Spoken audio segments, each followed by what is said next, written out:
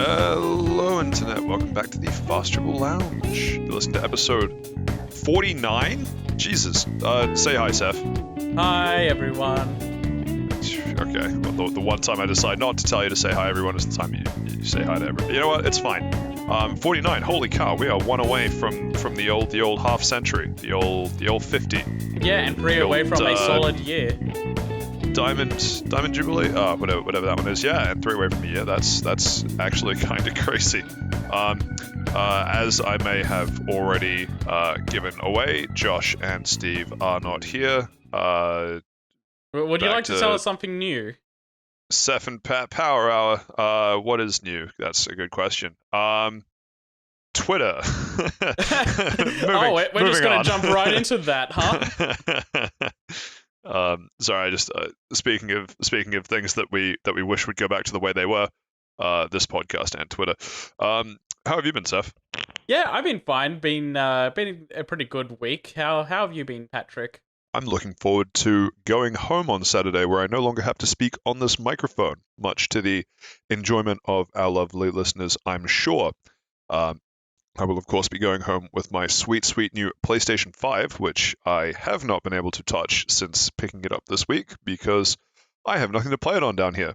And by down here, I mean Wellington, which is south of where I live in Auckland. And that's all the geographic you'll get, all the geographic info you'll get. Good luck trying to dox me with that. Yeah, I think I just give the vague Sydney, which is Sydney is such a big area to cover. See, that's not even fair, right? Because if you say Sydney, that's the size of New Zealand. Exactly. Someone trying to find you in Sydney is someone trying to find me in New Zealand. So I've already made their job so much more interesting. Could you at least give a suburb? Let's make it fair. Okay, a suburb is about the size of like one half of New Zealand. I guess I can do that. Note to everyone, I will not be doing that. I don't think there is. Well, I guess obligatory check. How's your tech been? Is it broken? I assume not. No, I usually have pretty good tech. I think the only time my tech ever broke was when the first of these flip phones came out and actually broke when they weren't supposed to. The replacement has been doing very good. And that was when we scored our first, possibly fake, Krispy Kreme sponsorship, which is also coming up on a year. That's crazy. Yeah, I know, right? I can't believe they haven't been paying us for a year now. Yeah, so true. So album of the week, it's an interesting one. It's listed as Midnights by Taylor Swift. Unfortunately, because it's Josh's album of the week, I think we both know what the issue is with trying to do the album of the week this week. Why do you think that is, Seth? There's no Steven to chime in? Close. It's actually because Midnights by Taylor Swift is actually too recent for Fast Travel Lounge, given that most of our weeks, when it's back to the usual suspects and the OG format, everything that we talk about having done this week is stuff that came out about 2 years ago. So roughly 2 years or 100 and something episodes from now, you can look forward to us reviewing Midnights by Taylor Swift. I feel like that joke was much funnier in my head, but album actually album's okay. Couple good songs on there. I'm not probably going to review it, but I haven't heard it because the idea of doing Midnights just dropped on me right before recording. Whose fault would that be? So people out there are probably wondering. Patrick, you've been stalling for all of 4 minutes. What is the plan for today? You have no shiny pink Pokemon left to hold on, put Patrick. into a tier list. Hold on one second. I just need to put your ass on blast for one moment. We have oh shit. We unfortunately have to give Josh some dues. That one album that we both absolutely hated came out this year. The Slut Pop one. So he's moved from like a 2-year window to cover Taylor Swift to like a 6-month one now. Oh, I see. Okay, right. Was really trying to work out, other than giving me PTSD, why you would bring up that album. Kim Petras, was it? Yes, it was. I'm surprised you remember the name. If there is anything that will get me to fight for gay rights, it's specifically so they can keep that music. That's not like a gay thing. It's just because that's what Josh referred to it as in terms of gay club music, and I can see it. Having never been into a gay club, I can imagine it, and the imagination is as far as it goes. And unfortunately, I've heard the EP, and I'm scarred for life because of it. So back to what I was saying before, I was so rudely interrupted. What are we doing this week? We decided that given it is the year of our Lord 2022, that and it's also episode 49, it kind of lines up really well. That so hear me out, stick with me here, Seth. If you take 49, all right, you got 49 in your head. Yes. What if you were to just subtract 29 from that real quick? That makes a 20. Am I correct? Yeah, you are correct, and it's crazy that makes a 20 because something else turned 20 recently. Was it Don't me? get weird. It's not a person. No, don't make this weird. Ratchet and Clank. Ratchet and Clank turned 20 recently. Woohoo! Claps for Ratchet and Clank. Well done, guys. You can almost drink, and based on what Sony's done to your series at various points over your lifetime, I'm surprised you haven't started drinking already. Or maybe you have, and you're looking for something stronger. So all those I thought innuendos make me think that they were already drinking from the get-go. One of those like fetal alcohol syndrome type situations. Really sad. Yeah, I was thinking that it might be fun if we just do a bit of a I don't really know, the deep dive perhaps, a little bit of a meander through the old memory banks on the goods and bads, the ups and downs that we've had with our memories of Ratchet and Clank. Or the absolute blind spots, like Ratchet and Clank going mobile. Never heard of it. We're moving on. Ratchet and Clank initially released November 4th, plus or minus a couple days, 2022. I just think it would be interesting, no strict formatting for this, to see where a conversation for an hour about our favorite Lombax winds up. So first of all, Seth, I was going to say question to the co-host, and I realize it's just you, so this will make the questions to the co-host kind of targeted. What's the last Ratchet and Clank game you played? The last one I played? Rift Apart. So the most recent one. Yeah, so I figured that'd be the case. I even reviewed it on the podcast at one point. Yeah, you did, and I have Rift Apart sitting next to the PS5 in its box in the corner of the room in which I'm recording this. So highly recommend that as the second game you play on the PS5. The first one being Astro's Playroom. Okay, I for a sec, because I told you that I got the Ragnarok bundle for PS5, I wasn't sure if you were going to suggest Astro's Playland and Ragnarok, and I'm really glad you suggested the correct choice for the first one to play. It was really close. It will take you a couple of hours. The installation time of Ratchet and Clank isn't that long, but it's worth it while it's installing. Yeah, no, I'm looking forward to it. I'm super excited. I was just about to say I'm super excited to have a gaming console again, and I say that while making eye contact with my Nintendo Switch. To be fair, you've been playing that on mute ever since you got it. It's true, actually. Can you really call it playing at that point? Well, man, I really thought there'd be some really sick, like she's always playing type joke that I tried to make, couldn't make it. I did get Monster Hunter Stories 2 on sale and played the first. I say played the first 10 minutes. Now that's something we can talk about playing or not playing. I watched the first 10 minutes of Monster Hunter Stories 2. Really excited to actually move the character, which I did for all of 30 seconds to go to a save point and then quit. The persona problem. Except 6 times as short. So okay, well that seek help, but that I know I just prefaced that we'd be talking about Ratchet and Clank, but I just have to hit this real quick. Do you know how strange it is to play a Nintendo game? Well, Capcom, Nintendo. I consider it a Nintendo game. Monster Hunter Stories 2, and it looks and feels like Pokemon Legends Arceus, but for there to actually be voice acting, mind blowing. Yeah. God, there was a game I was playing recently that was like very, very small scale, and it still had voice acting, and I was like, Nintendo, please, it's not that hard to put it into Pokemon. It'd help if I remembered what game it was, but it's literally every game besides Pokemon at this point. You don't have to look far. It's true. Bayonetta 3, of course, featuring great voice acting. No, we're not going to get into that. Right, so the most recent Ratchet game that I've played was probably Ratchet and Clank 3 as part of the Ratchet and Clank trilogy, which I played on PlayStation Vita, and I think triple platinumed. God, I'm pretty sure I I'll triple platinum that. I'll ask in more detail when we actually get to that point. But Jesus Christ, that sounds horrid. What do you mean? It was fine. I thought the What? Vita ports were supposed to be bad for those. I mean, it came out. Ratchet and Clank 3 came out sort of circa 2005-ish, and PlayStation Vita did the port justice. No, obviously it's not going to be like it didn't knock me flat with the graphical detail or anything, No, but the I mean game's like played frame fine. rate. Yeah, frame rate wise, I thought it was supposed to be bad. I know the Oh, Jack and Daxter collection got hit the hardest of them, but I thought the Ratchet one was also supposed to be pretty bad on Vita. interesting. It might have had a couple issues, but nothing.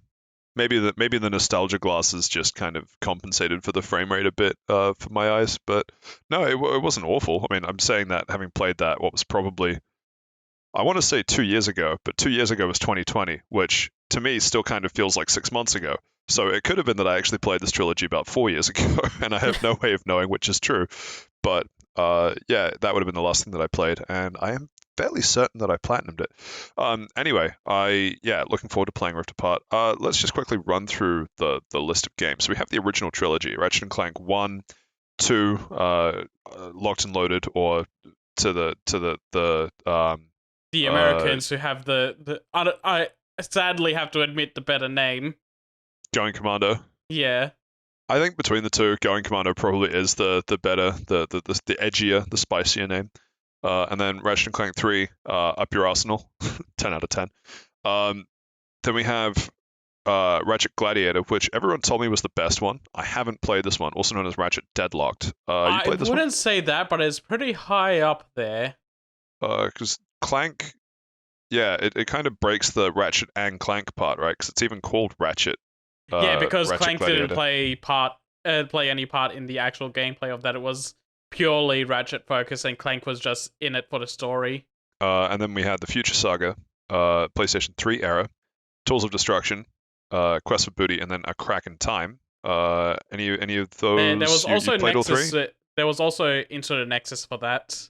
I was going to get to that. Thank you. Oh, The, well. the the the trilogy of four. I mean, they call it the Future Saga rather than the Future Trilogy, so I guess that's why they can call it Into the Nexus. But yeah, the of those four, you've played all four. Yeah, I've played all four of those ones, so I don't have any blind spots in here like I do the PS4 games.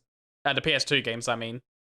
Yeah. Okay. Cool. I was going to say PS4 games. I was going to say the four PS2 games, and then I mixed the two together. Yeah, gotcha. And then we have other games. Size Matters, which was PlayStation Portable, and then then playable again on PlayStation Vita. Yeah, the two definitely, PSP games, Size Matters and Secret Agent Clank. definitely played both. I remember very little of both. I played the demo of Size Matters, and that's it. I didn't touch Secret Agent Clank ever. Yeah, and then All for One, which I played briefly because it was my brother's game. That was the co-op drop in and out one. Yep, I actually played all the way through that one with my three brothers. It was perfectly made for my family. Full Frontal Assault, which sounds like the sequel to Going Commando, but is also a side game, also known as Q-Force, outside of North America, which I got.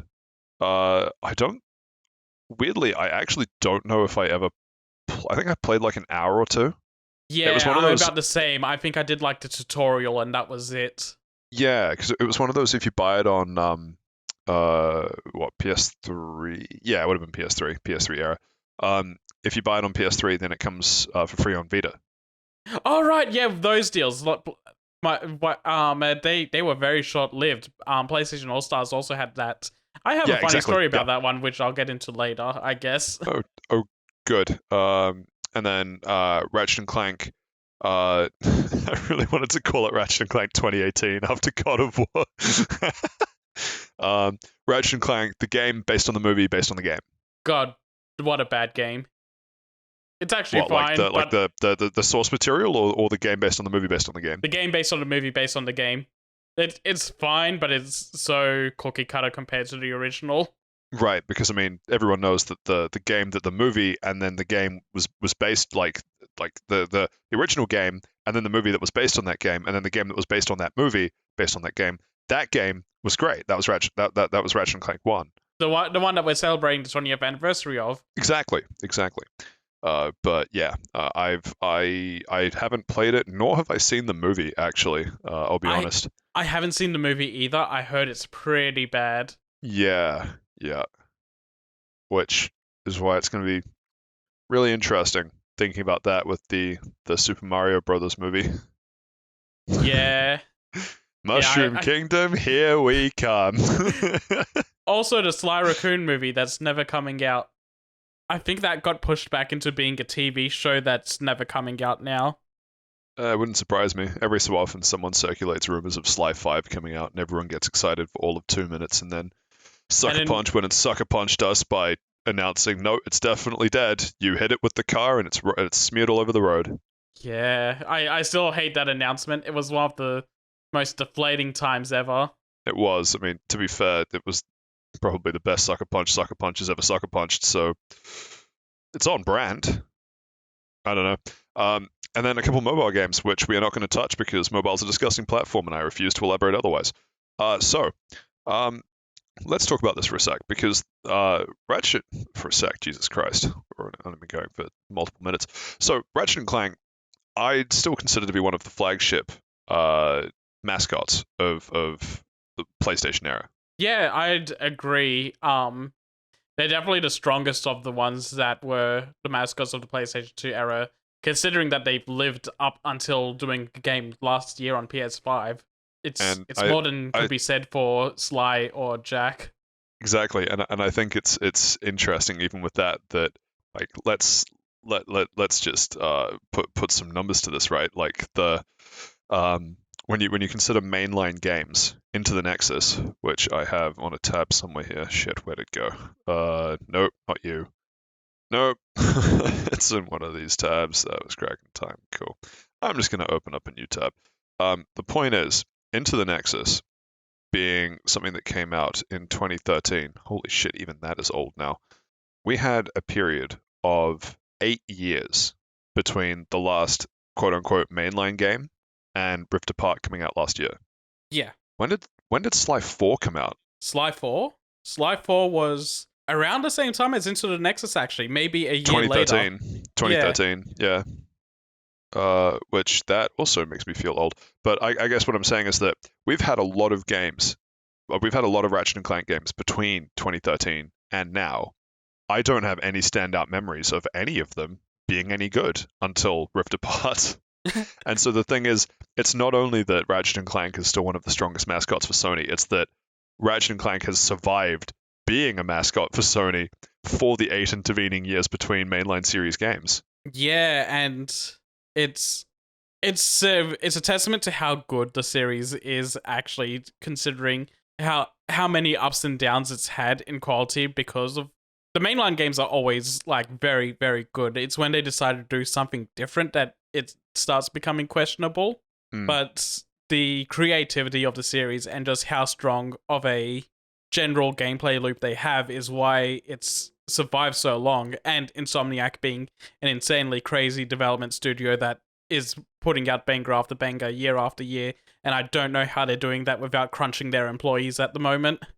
And even with that, uh, actually, you've owned a PS5 for longer than I have, which is easy for anyone that's owned a PS5 because I've had a PS5 for all of 2 days. Have there been any first party is not the right word? Have there been any good platform circa like PS2 era games that aren't attached to circa PS2 era IPs that have come out on PS5 or even PS4? That's a weird way of phrasing that, so I'm trying to think.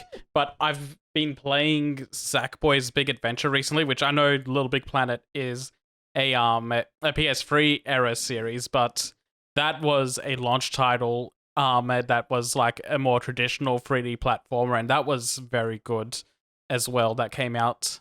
I guess the context. That's like the only one, really. Yeah, the reason for asking that question is that you mentioned that it's a strong gameplay loop. I agree with you. It is a strong gameplay loop. but it's weird when you think that fundamentally it is what is unfortunately now considered a retro style platforming game, where I don't know that a lot of companies without a pre-existing IP would want to say, let's go for a retro PS2 feel kind of platformer as the direction for a particular game we're working on. Do you know what I mean? Like it's all like open worldy or sandboxy or other archetypey. It's very rare that you would find a game that would try and do sort of curated levels like Ratchet does. And I'm saying this without playing Rift Apart. Maybe Rift Apart does some stuff differently, but it's really cool that not only does Ratchet as the IP survive, but what Ratchet and Clank is as the rose tinted glasses excellent platformer that it is, surviving as the genre along with it, because Sly's effectively dead. Yeah, Jack there's Jack is effectively being turned into a remastered Last of Us Part 2 the HBO series. Thanks, Neil Druckmann. the further we get from the original idea of The Last of Us 1 started as a failed Jack 4 or Jack reboot, the more that hurts. Every time they remake The Last of Us, it's just, we're making that thing that could have been Jack. Yeah. I feel like that general sentiment is kind of existing in certain bubbles, in certain genres. Like you said, Ratchet kind of has that for the shooter platformer sort of genre. I also want to point out that Devil May Cry 5 came out a couple of years before Ratchet and Clank Rift Apart, and that's still very much built like Devil May Cry 3 was, because 3 was kind of like the peak of where Devil May Cry could go, and it's just been improving on that formula since. That same sort of formula. Same thing that Ratchet and Clank has been doing, but that's a whole other genre of video games. But more of the idea that, like, I think there's certain franchises that started on the PS2 still kind of sticking around and holding onto their mantles. Yeah. And it's interesting to take this in a bit of a different direction. That so when I think of Ratchet and Clank, I think specifically of Ratchet and Clank 2, which is just my favorite purely on nostalgia. Ratchet and Clank 2 is my favorite Ratchet and Clank game. But I remember basically all of the story of Ratchet and Clank 2. I remember levels of Ratchet and Clank 1, levels of Ratchet and Clank 3, and then like the ending and story of A Crack in Time from the Future Saga. But the rest of it, my mind can kind of fill in with like, there was gameplay and generic shooter platformer elements and stuff between it. But when you think of Ratchet and Clank, what does your mind go to? I'm kind of in that similar boat of, I think a lot about the original Ratchet and Clank and Going Commando. I think of some Deadlocked. I did enjoy that a lot when I played that way back in the day. The same thing kind of the end of A Crack in Time. It's kind of like, I feel like most of that game is kind of forgettable outside of how good the ending and the characters were. Like I don't really remember the worlds or levels of that game all that well, but I remember really enjoying the story and the characters of that. Do you remember that some of the weapons were customizable in Crack in Time? Yeah, they had like, it wasn't fully customizable. It was It was just like part swapping. Yeah, part swapping, and they had preloaded color combinations. One of them was for the glove was named after Angela Cross from Going Commando. Yes, that's right. Yeah. That was a fun Easter egg. I also remember this one very specific conversation in A Crack in Time, where if you listen on the radio, they're like, Ratchet is one of the news reporters is saying that Ratchet is the last living Lombax, and the female reporter corrects him, going, no, there was also Angela in the Ratchet and Clank 2 galaxy. And the guy's like, oh, I didn't realize she was a Lombax because she didn't have a tail. And the female corrects him again, going, it's like a gender dysphoria thing of the females don't have tails while the males do. You mean gender dimorphism? That's the one. Yeah. It's like Pokemon, right? You can tell the gender of some Pokemon by like what is it? Like the notches on Pikachu's ears, I think, and the blades, or maybe the stripes on Garchomp. Yeah, there's a few Yeah, like that where yeah. it's just yeah, It it's cool. It's cool. it it It's lore it, building. it made some interesting conversations when Rift Apart was coming out as well, since Rivet in that has a tail and she was supposed to be female, and it's like you're kind of going against your already established lore, which they kind of did, and I think they've just brushed it off as different dimension, different rules. Yeah, yeah. Which fair enough, I suppose.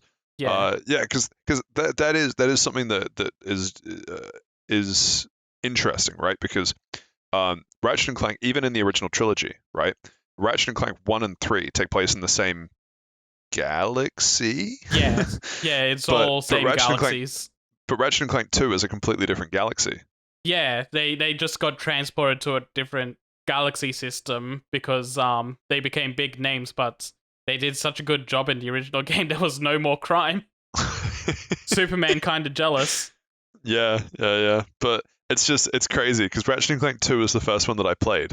And so then I went to Ratchet and Clank 1 and it was like, oh, this is like oh man, I'm forgetting all the planet names, but like Lombax not the Lombax homeworld, but like where you first meet Ratchet and stuff and like all this other kind of filling in the blanks. And then because I was shoot, I honestly don't remember how old I was when I played Ratchet and Clank 2, but then to go back and then play Ratchet and Clank 1 afterwards, I always thought it was weird that Ratchet and Clank 2 started with them being transported to another galaxy. And then playing Ratchet and Clank 1, it's like, oh, that's why. Yeah, Oh, yeah. it is canon. So my history of the franchise is I started with Ratchet and Clank 2. I didn't play 1 or 3 on the PS2, so I went straight from 2 to Deadlocked. And both of those games, like Oh Ratchet yeah. getting kidnapped into other systems to go do go do missions and plot. I mean, you hit two excellent games back to back, and they both involve Ratchet being kidnapped. I think I'm onto something here. You are. Quick. I don't mind if it's spoilers for Rift Apart. Rift Apart is also widely considered to be a very good Ratchet and Clank game. Does Ratchet get kidnapped? No, Shit. Clank does kind of. I mean, Clank got his own spin-off game of Secret Agent Clank. Let's temper expectations here. Temper. Shit, not temper. What am I saying? Anyway, yeah, I want to quickly jump back to us both having fond memories of A Crack in Time, Yes. particularly the ending. So what's interesting to me about that is that when you think of classic platform shooters, or I keep thinking of it as trying to describe the genre. When you think about those sorts of games that Sony put out, the Slies, the Jacks, the Ratchet and Clanks, they all have stories that you know, like if you've played the game, you will remember the story. It might not be super obvious to you, but like if you play it again, you'd be like, oh, that's right, that's what happened. I remember this. I remember that. And what's crazy to me about that is that the story is just kind of there. Like you don't really play. I I as the bright-eyed, bushy-tailed kid trying to Lombax raccoon no kid playing these games, I didn't care about playing through the different planets to advance the story. I cared about playing through the different planets because I wanted the the shiny new guns or the interesting new things to explore. The Or the the story boss was always fights. secondary. Yeah, or the boss fights. But it's amazing to me that even underneath all of that was still a story that was good enough that you get to the end of the game and you're like, wow, I appreciate how good that story was, given the story wasn't the focus of the game at all. Is that a sentiment shared by you as well? Yeah, yeah, pretty much. Yeah, the story of the original PS2 games were like they're definitely more advanced than the other platformers from the earlier generation, like the Crash Bandicoots and the Spyros. But they still kind of fill that niche of it's here because we wanted to write in a story to piece everything together and make the characters likable, and that's kind of like what you need to do if you want to make Ratchet and Clank stand out against other video games. You need to make them likable characters, and that's where the story comes in and helps. Hmm. Um, but yeah, it was always kind of just like more second fiddle compared to like going to other planets, getting new guns, fighting more enemies, making bigger explosions with the new guns. And even the advertisements kind of played into that, like showing off here's all the bit wacky guns that you'll use throughout the Ratchet and Clank games. Go have fun. Um, but I think the stories being as serviceable and even as good as they were helped Ratchet kind of. I don't think it was the stories themselves, but just like the way the stories are presented to make the characters likable is why Ratchet and Clank has lived so long. And then you go into the future games where they kind of they went harder into the story and the lore than the original PS2 games did. Yeah, yeah. I guess it's interesting because like let's just think about how the story is delivered. Because you bounce so quickly from level to level, I don't think, and I could be wrong here, that environmental storytelling was ever a large focus of a Ratchet and Clank game. It was very much you've arrived at your objective at the end of this linear level. Here is some dialogue or a kind of little bite of story, uh, Yeah, and then take that and then compare it to. I know this isn't going to be an apples for apples comparison, but Little Big Planet, right? Similar kind of. It's a platformer. It's like gameplay is definitely a higher priority than the story of that game yep, or those games. But again, there's almost more environmental storytelling because so much of it is the level design of Little Big Planet, and less so about the gameplay elements that you get kind of a different feel again. But then when I think of Little Big Planet 2, just because that's my favorite Little Big Planet game, I barely remember the story. I just remember how awesome all of the gameplay upgrades they made to Little Big Planet 1 were. yeah. And part of the upgrades for Little Big Planet 2 was making the cutscenes more involved and more dynamic. So I remember there being a story. I don't remember it all that well though, or at all to be honest. I just remember them making a big deal about being able to make better cutscenes within that game's systems because it would help the creator side of it more than anything. Hmm. Let's change tack and talk about what is the favorite weapon in a Ratchet and Clank game that you remember. Oh man, there's quite a few, but I probably the bouncer. Oh my, that's exactly what I was thinking. No Okay, joke. we I've been trying to find. Do you remember the name of the planet in Ratchet and Clank 2? It's not the desert one. It's like the one where it's always raining and there's the I water taxis everywhere, and you I do the remember Clank it, but I boss don't fight. remember the name of it. I'm trying to look it up just on a. I was going to say on my second screen. I'm just on my laptop. It's only got one screen. Um, yeah, talk me through why you remember the bouncer so well, or why It you liked the bouncer so much. so the most recent playthrough of Ratchet and Clank 2 I did, which was when the collection came to PS3. Um, I just remember that thing going absolutely bonkers, and all the little tinks of all the little grenades going across the floor is kind of like music to my ears. I love that little sound effects. Um, Yeah. it's just a really explosive and fun weapon to use, and it's also just it's been such a fan favorite that it's made its way into other Ratchet and Clank games as well. So it's just kind of been ever present, but not overused like some of the other very popular weapons. Like at one point, I would have said the disco ball glove was one of my favorites, the Groovatron. But Groovatron, yeah. yeah, but it's been overplayed so much throughout the future games and the reboot game based on the movie based on the game that I just kind of got sick of the Groovatron. Same with the Zircon family. just, just same with just every Zircon, just the whole lot, the whole family tree, I gone. like what Rift Apart does with the Zircon family though. That was very funny what they do there. I won't spoil it for you though. Yeah, thank you. I'm looking forward to. I do know I what you mean. Um, I at do least like. in in Sorry, you go. well, I was gonna say in Ratchet and Clank 2, I'm pretty sure that was when they did. Was it the Synthenoids? I think so. It was just Mr. Zircon, but without any voice lines. Yeah, It was just the silent assassin. uh, it's Planet Dobbo. Dobbo. Planet Dobbo. Yeah, the water planet. Because for some reason, for me, the archetypal screenshot of Ratchet and Clank 2 is me with an upgraded bouncer, the heavy bouncer, firing it just down because it's a very straight linear path. and Yeah. just all the tanks just bouncing up and then like over a gap and killing an enemy from like behind a wall and other bits. Just 10 out of 10. Every part of the um everything that makes going to the slots addictive in a single level of a video game. Loud noises, flashing lights, and serotonin. It's a really good set. It's such a good weapon. Okay, taking the bouncer off the list. Yeah. Also going to take the rhinos off the list because I feel like we're both going to go to the Rhino 5.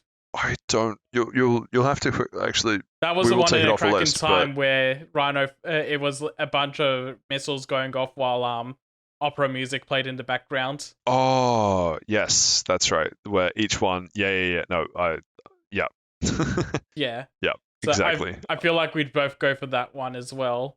I What weirdly is another favorite? like the Rhino 5 is interesting, but I actually preferred Rhino 2, just because the Rhino 2 with the upgradable lock-on mod just meant that either everything died when you weren't locking onto stuff, or the one thing that you needed to kill died.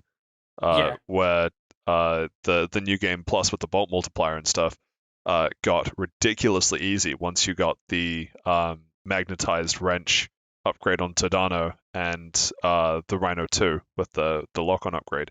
Um, Rhino 3, bit of a letdown, I'll be honest. Yeah. Rhino 3 was a bit shit compared to the Rhino 2. I think it was also just because I really wanted to call it Exodia. I think it's the Zodiac. Yeah, the Zodiac in Ratchet 2. Yeah, where it just did the same thing. Okay, taking rhinos off the list. Some obvious favorites from my side. Special place in my heart for the plasma whip from Ratchet and Clank 3. Yeah, I get that. Plasma Whip's really good.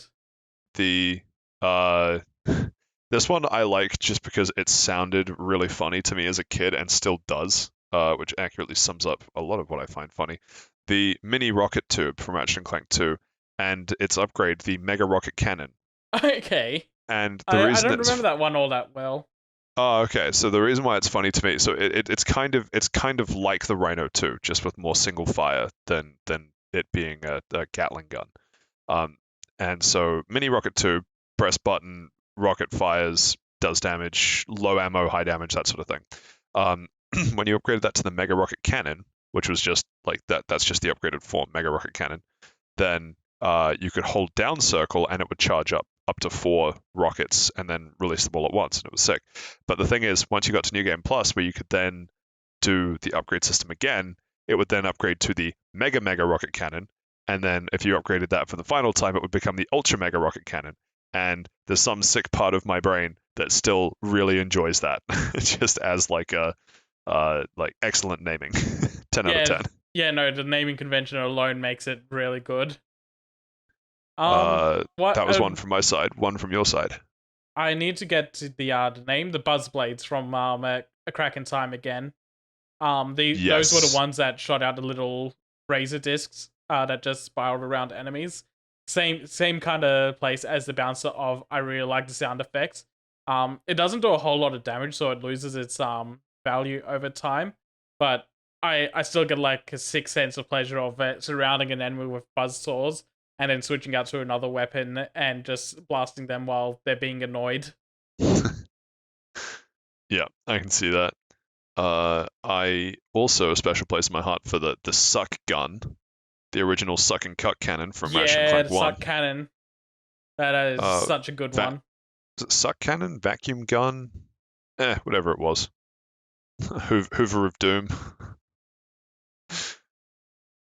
Mike Dyson. There's one from Rift Apart that I really like as well, the Ricochet. That Ooh, that one I like specifically because of the PS5 controller. But what it is so when you end up playing Rift Apart, you'll notice that there's certain squeeze levels on every gun. yeah. The Ricochet just felt really good because it had a really satisfying click for all of the times the Ricochet ball would bounce off the enemies. So what it does is it sends out a metal ball, and then after it hits the enemy, it'll bounce up and just hover over them. and then you pull the trigger again, and it'll go do another hit and bounce over them, and it does that about 3 to 5 times. And Oh yeah. every pull of the trigger for each bounce just feels really good. Yeah. We probably just swap great weapons that we can remember back and forth until we die, and that would be fine. Um, did you ever make it to an Easter egg location in Ratchet and Clank? Multiple times. The one I'm thinking of specifically is probably the same one as you for going commando. Yeah, yeah. Yeah, the I Jack and feel like Daxter dance. well, I mean, me having played very little Jack and Daxter, I probably didn't even recognize the dance, but just the museum and needing to set your system time to like 3 a.m. for the teleporter to activate. Yep. Just excellent Easter egg. Yeah, I feel like a lot of this 20th anniversary is really just going to be how good was Ratchet and Clank 2? Answer, very. So Into the Nexus is an Easter egg because the final level of Into the Nexus is a museum going through the history of the series. Like, they kind of thought that was probably going to be the last Ratchet and Clank game. They had done all their little weird spin-off stories on PS3, and they kind of just wanted to wrap up the series with a nice little bow. Um, and so yeah, the final level is a museum to honor the history of the franchise. But there's also a hidden room over to the side that's dedicated to a developer that was on every single game up to that point and had unfortunately passed away a little bit before Into the Nexus came out. So Oh shit, they made an in-game memorial to him. that's cool. I'll get his name. It was Dan Johnson. Well, rest in peace, Dan Johnson. You will forever be remembered in the Into the Nexus, which admittedly I never played. Sorry about that. But if I do play it, I will salute for fallen comrade.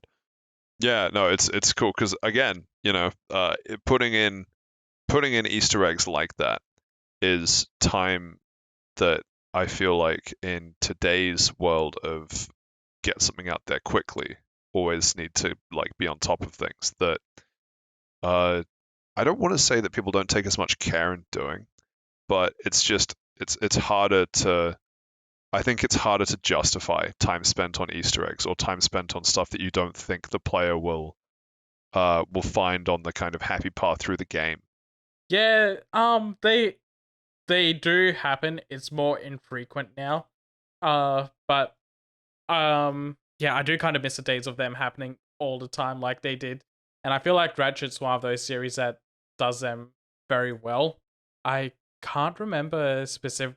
No. Rift Aparts does have Easter eggs. They dedicate something specifically for Easter eggs in that game, and I absolutely love it in that game. That I'm pretty sure I've already read ahead for. That's like the weird dimensional room thing, right? No, this is something No? else. Okay. But there are multiple instances of like dimensional Easter eggs in the game. Yeah, because I think Rift Apart, because so much of it is reliant on something like dimensionality, is ripe for that sort of crossover, which is great because it sounds like they did that based on what I've read already.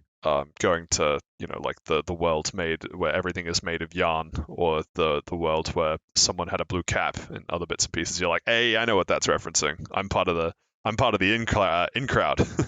So just a little nudge in a direction when you get up to the level in Rift Apart that very obviously has lore bombs in them.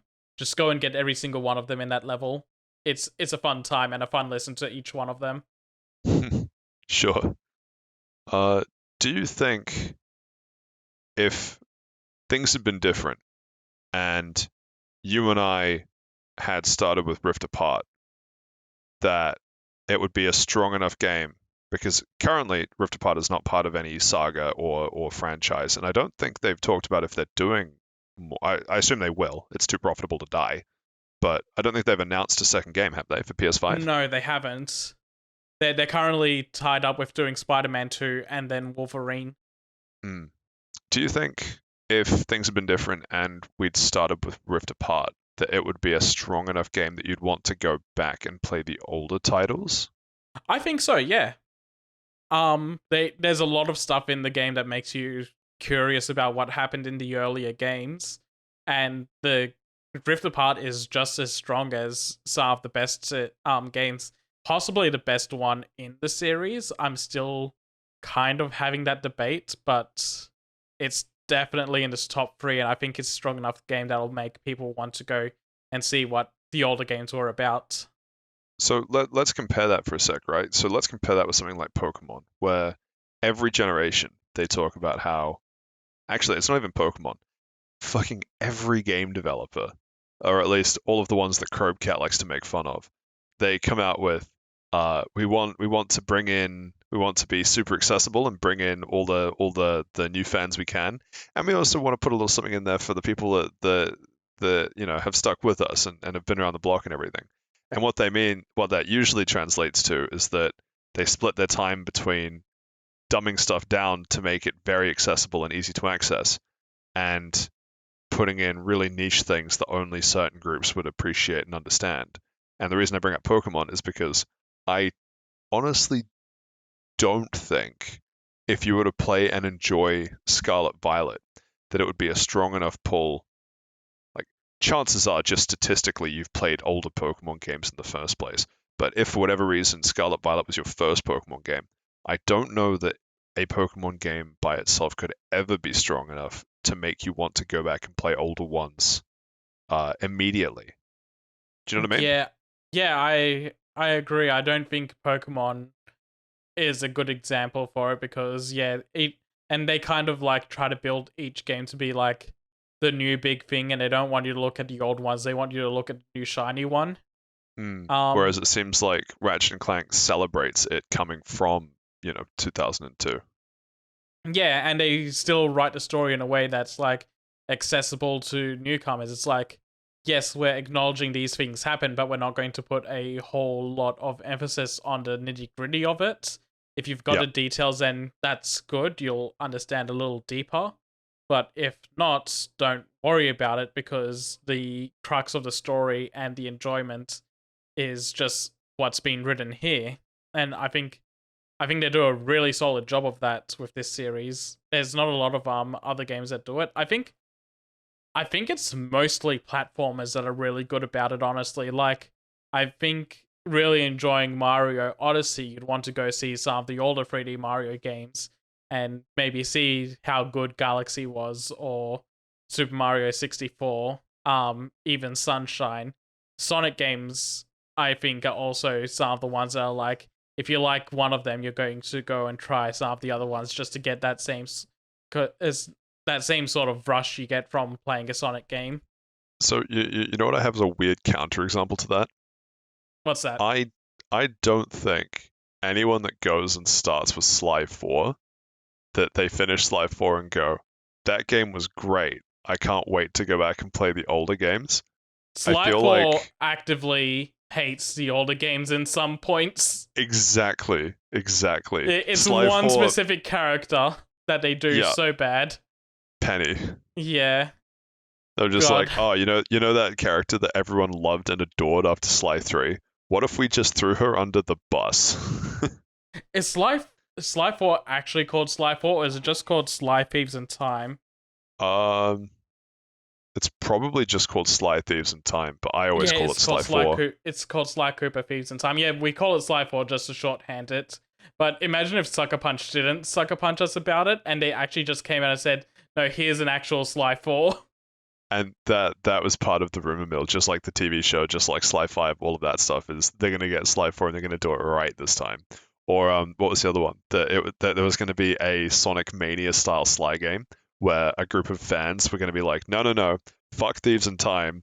They went and Sega'd all over this franchise that we know and love. We're gonna do it properly this time from scratch.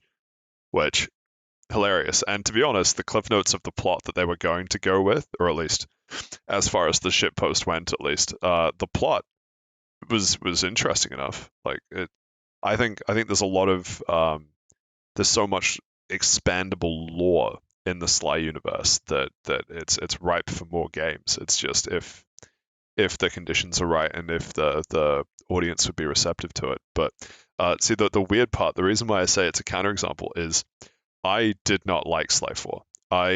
I liked parts of Sly 4, but it was too cookie cutter for me. Sly 3 I was really good about jumping through different levels and giving you different stuff to do. I'll let you jump in a sec. Um, but Sly 4, because I didn't like it, I feel like people that play through it would then go to their friends and go, "Hey, you told me the Sly franchise was great. Sly 4 was mediocre," and they go back and play the original trilogy. yeah. See, And we sucker them in that way. I'm in this weird position where I like playing Sly 4. I like the levels of Sly 4. I like the ancestors in it. I think I did the ancestors pretty well in it. Like I really like uh Kid Cooper. I think is his name. The Yeah, one that's the basically jailbreak Billy guy. the Kid. Yeah. Yeah. I really like him a lot. But holy shit, is a story in that game horrid. The bosses aren't good at all, and Is it Le Fouille? the Le Fouille or Le Pew? It's Le someone. Fouet, but it's a play on Pepe Le Pew. Yeah. Okay. So I was sort of right both times, but yeah, Yeah, fucking stupid. El Tigre is also pretty bad. Um, I do like the Grizz. I think the Grizz is pretty funny. Yeah, Grizz is The great. but no, what they do to Penny is also inexcusable. Like, there's parts of that game being good, and then the parts that are bad just absolutely demolishes it. Any good faith. Actually, while I'm thinking of Sly, I think it was the first game that introduced to me, right? I don't know if it's the first game that did it of all PS2 games, but Sly 2 specifically, which actually, funnily enough, just okay, two quick points that I want to make. The point that I was actually going to make, I'll pause for a sec. An even quicker point that just occurred to me between Ratchet and Sly, I've played the second game in the series first, and then played the first one, and then played the third one. Oh, okay. I don't know why that's the case. I did that order with the Jack and Daxter games with Sly Raccoon. Back on the PS2, I only played the first game, and I didn't play all three of them until the trilogy came out on PS3. So with Sly specifically, a shit cousin, maybe either family relation or family relation's friend. I forget who because of how long ago it was playing uh the end of level 3. Is that right? Level Yes, the end of level 3. I was playing the end of level 3 where you are in the helicopter turret taking out the dam, and I was looking at it going, man, the game looks amazing. And then this is back when video stores still existed. So for younger listeners, it's places where you could go to rent movies without paying a subscription. Wait, shit. It's a place you could go to rent movies and sometimes not pay a subscription fee. um, but they would also let you rent games. And so I rented Sly 2 and liked it enough that I saved up all my pocket money and bought Sly 2 for PlayStation 2. And then because Sly 1 was even older, I could just rent that for like back-to-back weeks and still basically rented it for a couple weeks, finished it, and then I think I eventually owned it because I picked it up on a sale. But Sly 3, because I had one of the first PlayStation 2s, uh, shit, maybe in New Zealand? I'm not quite sure. Dad, when he was on a conference in Sydney, actually picked it up at I don't even know what sort of price, but it basically meant that I'm surprised they didn't come out at the same time if they they didn't. maybe they did. I don't know, but it was very close to launch, I think. But the point is though, we had that console the whole way through until we eventually upgraded to a PS3, and so the the disc laser started failing towards the end of its life, and the problem was I went and got Sly 3 and it wouldn't read the disc. It would Oh read the no. disc. It would read the disc sometimes. And so when it did, the PlayStation stayed on for multiple days at a time. Yeah. Yep. Just to keep it in the game. It's like when you Anyway, don't have a memory card, so you just left the game on so you didn't lose any progress. oh, so that was also me. So I didn't get a memory card until 2006. And I know that specifically because a friend of mine said, and I kid you not, this is his exact quote. I found a PS2 card on the road on the way to school. Do you want it? Oh no, that's so And sad. and me having never been able to save progress before, went, holy shit, yes please. I cannot wait to see what shit, I don't remember the game I was playing at the time, but I was stoked to not need to. So I um I unlocked what was it? SSX Snowboarding 1. I got most of the way to the end of all of the unlockables without turning the PlayStation off. Like all of the tracks I got to all God, except maybe two without turning the PlayStation off. that's a multiplayer game too. So like the big appeal is to have a memory card so you can um save it all and play multiplayer with family and friends later So on. it gets even dumber. So not only did I not have a memory card, the second controller we had was a steering wheel. Oh no, you were one of and those so people. and so I had to be the nice older brother and try and snowboard with a fucking steering wheel. You know, every time I hear about like memory card stories, I always think of the fucking 4chan green text about someone buying a memory card for their friends for their GameCube. If you haven't heard it, and I'll also explain it for the audience. Basically this guy goes, so it's my friend's birthday party, and him and his brother just absolutely love Super Smash Brothers Melee. They constantly keep the GameCube on because they've unlocked every character in every stage, and they're scared of losing all that data because they've had it for so long, and they just don't want to get rid of it. So they, for their birthday, they buy them a memory card, and while no one's looking, they plug it in and hit save game on it, and then they get their friend's attention and go, "Hey man, look at this!" Turns off the GameCube. The younger brother of the two starts screaming and crying, and he's trying to calm them down, going, "No, look, it's fine." Turns on the game and it says the save data has been corrupted. Oh, good. What were the other two? Crash Bandicoot 1. I don't remember the one So, where so the I one didn't have where a PS1 memory card. I remember this specifically because I always started Crash Warped over and over again, making it a little bit further every time I replayed it. We didn't leave the PlayStation on, so I just got very acquainted with the first 3 worlds of that game. so similar boat. It was up until you had to fight Crunch in the weird like bowling ball thing. So yeah, Crash 4. So Crash 4.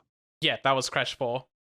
Okay, shit. Well, Crash 4, I became really acquainted with World 1, and Ridge Racer 7. Ridge Racer 7. I shit. What was it? It was like, yeah. It was one of those mind games where Ridge Racer 7, I did every race to unlock the championship for the first thing, and then once you beat that, it then tells you in a loading screen, and I specifically remember this. It explains how drafting works, and it's actually just occurred to me, I never figured this out, whether you could always draft and it only told you once you made it a certain way in, or if you actually unlocked drafting as a mechanic after beating the first championship. But yeah, memory cards are great, and now I look at my PlayStation 5 with 800 gigabytes of storage and a 2 terabyte M.2 drive on the way for the expansion slot. We've gotten a little bit you off went topic. all out. I did. I also have the pretty console cover.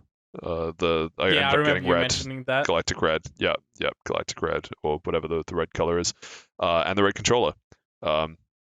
Shout out to my mate that works at JB Hi-Fi. Jumping back to. Oh, sorry. I just want to take a quick moment as well to say how sad it is that we did a very slight tangent on Sly. It's also Sly's 20th anniversary this year. We skipped over it when it happened. I think we might have covered it in the news section because that's we when did.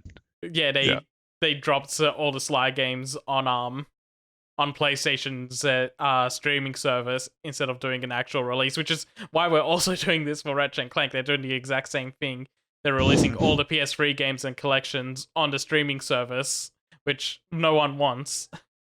um, but yeah, we spent this little bit of time on Slide just for it to be overshadowed by other things, just like its life on the PS2.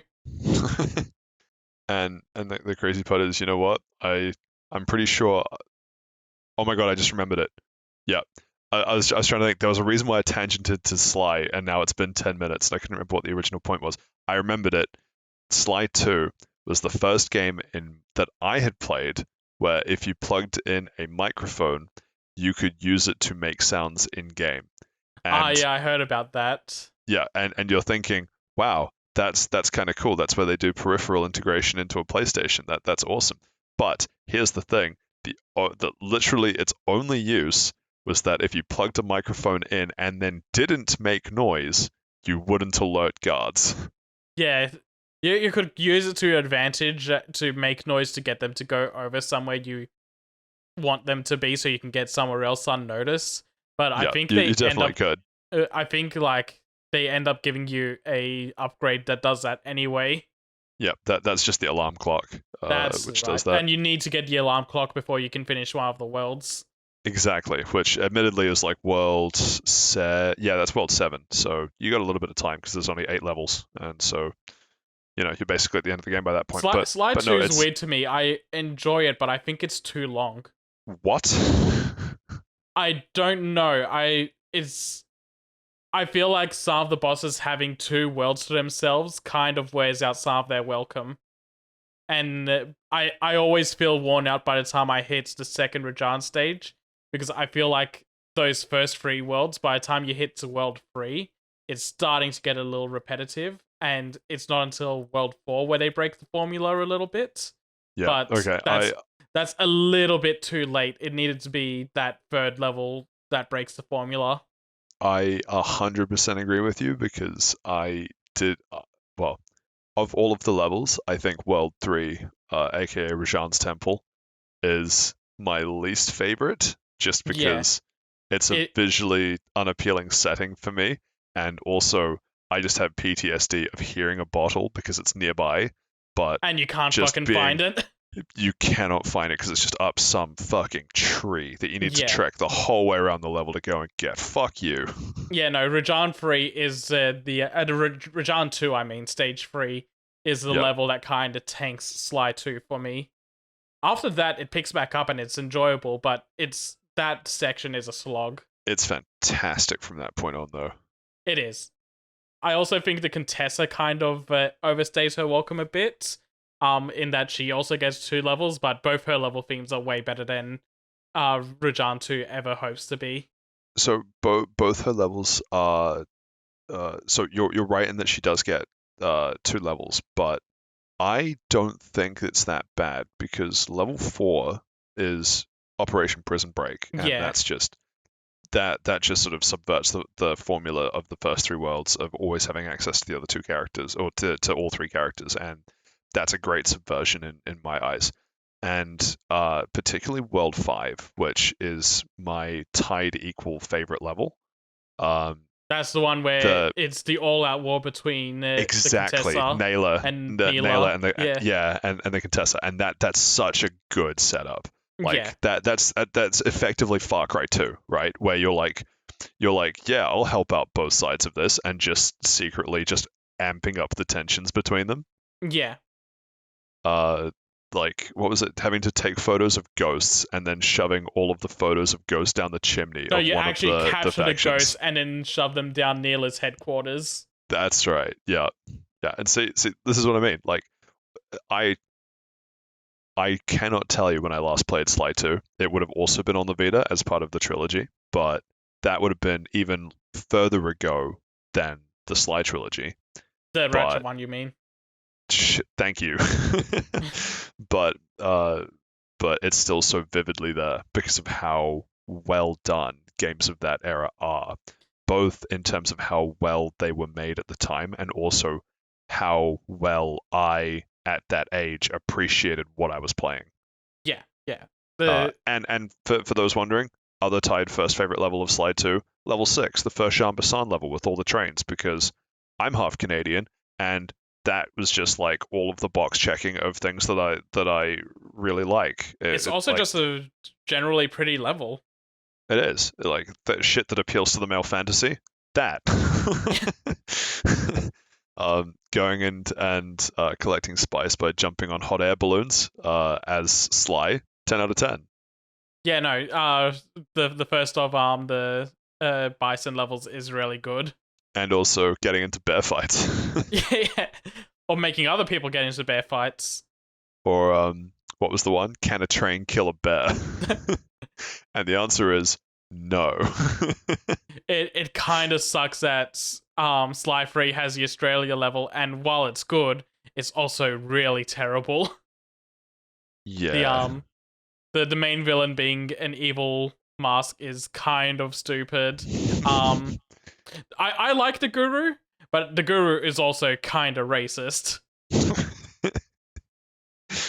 I think so I'm giving Sly Cooper way too much the benefit of the doubt here, but I would like to think that the Guru was designed as an archetype to kind of not cram all the stereotypes of the First Nations people into one character, but I felt like if you wanted a representative of kind of indigenous, like Aborigine First Nations Australia, that At this touching on time, things. that's kind of where you would have taken it. And looking Yeah, back, exactly. it's a little racist. It is, but it's like, I guess part of me trying to give it benefit of the doubt is that at the age where I played that, I thought You that didn't think character was about it? super. Yeah, it was super interesting to me because first of all, like they're all anthropomorphized like animals. Yeah, So yeah. at least it's well. It's just the I was- ideas behind it are what does Yeah. it. Like, yeah. the- I was the going to say it's really hard to babbling- do blackface, but then I thought about Jinx. But shout out to the first episode that we did of shitty pink sprite. I'm glad that ratings. we got to end that with a third Pokemon joining Jinx.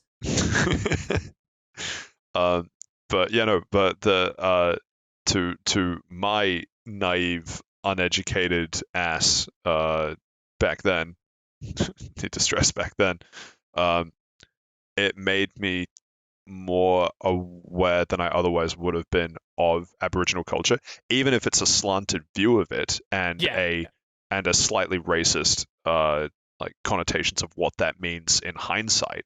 At the time, it's kind of like if that character wasn't there, I would know less as a result. So it's kind of like it's not perfect, but it's better than nothing, giving it the most benefit of the doubt that I can. Yeah, you're sort of walking a line with a New lot of that title stuff. episode in defense of light's racism. Okay, in you really need to stop. 2008. I'm gonna need you to really tone down the amount of racism you think that I'm putting out on this podcast because the amount I've had to cut out is insane. If I had a penny for every time I had to cut out Patrick being racist, I would have 1 penny. Which isn't a lot, but concerning it happened once. And giving my giving the ultimate benefit of the doubt for that one moment, my naive, uneducated ass thought I was white. Okay, that makes it sound way worse. That's why I said it. So we're at an hour. Yeah, we are. I need to think of some other topic for Ratchet and Clank, so that way that's not the last thing we talked about for Ratchet and Clank's 20th anniversary. Happy 20th birthday, Ratchet. Also, Patrick might be slightly racist again. But it's not blatantly racist, so that's an improvement. We'll take those. Okay, final question then. We talked about the movie based on the game. Movie based on the game and the game based on the movie based on the game for Ratchet. And we talked about the rumors of a movie or TV series or even 5th game for Sly. PlayStation Move doesn't count. PlayStation All-Stars Battle Royale actually does count. I'll allow that. A sixth game for Sly. um, uh, do you think that uh, that we might be in a similar to Rift Apart? Like, I know Sucker Punch is announced. We're not doing anything more with it. Because I don't even think it was Sucker Punch that did Sly 4. It wasn't. Or It was maybe Sansaru Games that did that because they also did the yeah. HD collection to familiarize themselves with the Sly franchise, which is why the map design in that game and general gameplay flow I feel is fine. It's just everything else that they fucked up. But do you think that uh in like I hope, right? I hope, and I have no way of testing this theory, that everyone goes, oh, it's Ratchet and Clank's 20th anniversary. Those games were awesome. I am really excited for the next installment, the next mainline installment, because Rift Apart shows that they've still got it. That Insomniac can still put out an excellent Ratchet and Clank game. It's Is going to there be really any? interesting to me if after this conversation you go play Rift Apart, come back and say, I hated it. Insomniac does not have it. What the fuck were you talking about? You know what? Sanzuru Games should have done Ratchet and Clank Rift Apart. It's too bad they're stuck at Facebook. Okay, that's a fate worse than death. I think that's actually why there hasn't been a Sly 5, because they got bought out by Facebook after making 2 Sonic Boom games on 3DS. That's interesting. Yeah, I guess. Do you think there's still appetite out there for like a revival or a continuation of the Jack and Daxter IP or the Sly Raccoon IP?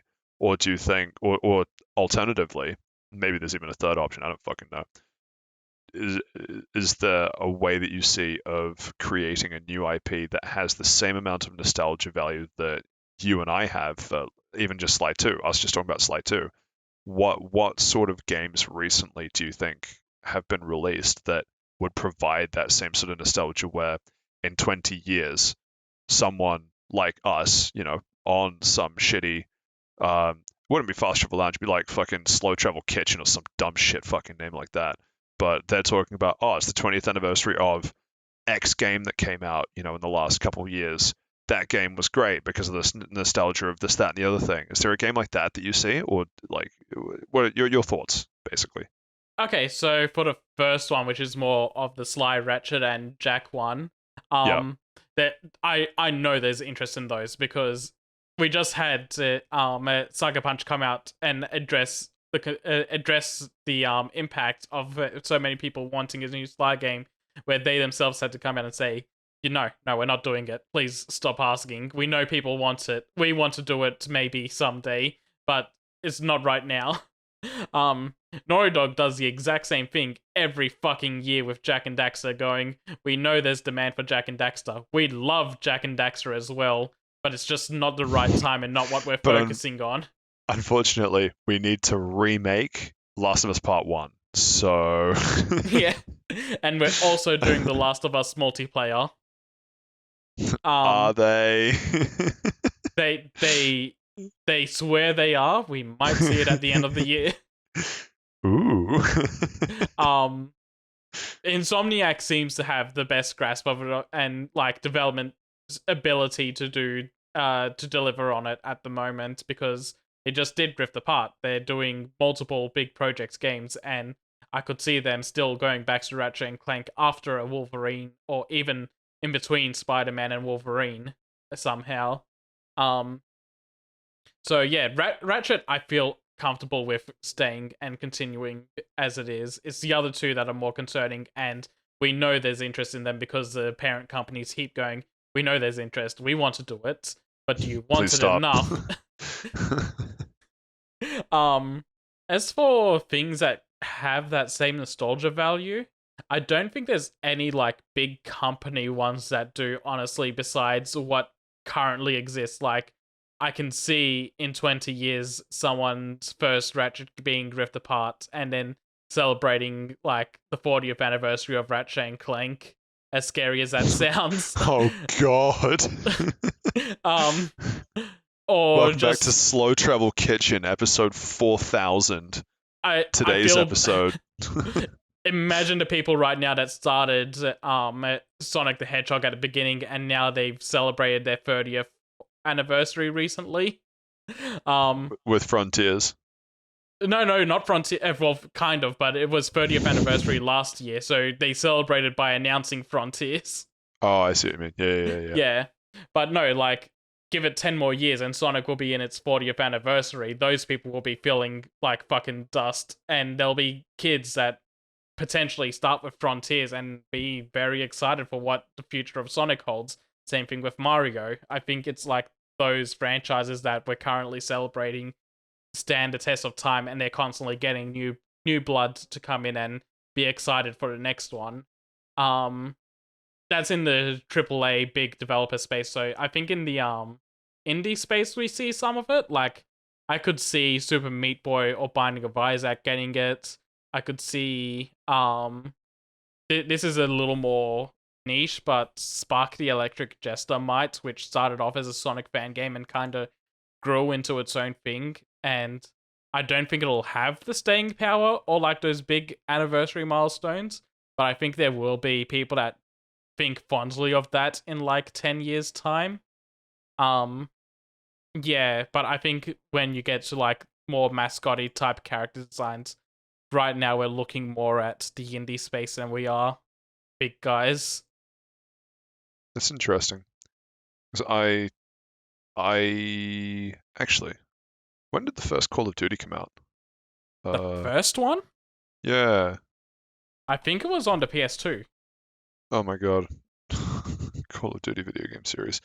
I just realized that fucking half of them are called Call of Duty. No, I don't 2003. care about Warzone. 2003. Interesting. So the 20th, yeah, so the 20th anniversary will be next year. It'll be interesting Yeah. to see what happens with that.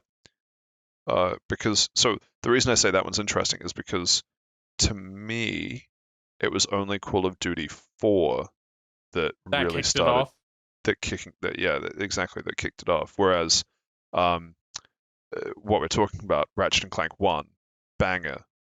Sly Cooper 1, banger. Jack and Daxter 1, banger, because they were all big for what they did at the time. Call of Duty 1, I'm sure is a fine game. I don't know. I've never played it. But Call of Duty 4 is the one that everyone goes, that was the game. Yeah, that was like the right place, right time, right game sort of thing. You know what I think should get a 20-year anniversary? What's that? Skate. Yeah, I could see that. I don't know if EA will consider it. Well, but the problem is we're sort of getting a so Skate 1 came out in 2007 because it was part of PlayStation 3 kind of like launch lineup, that sort of thing.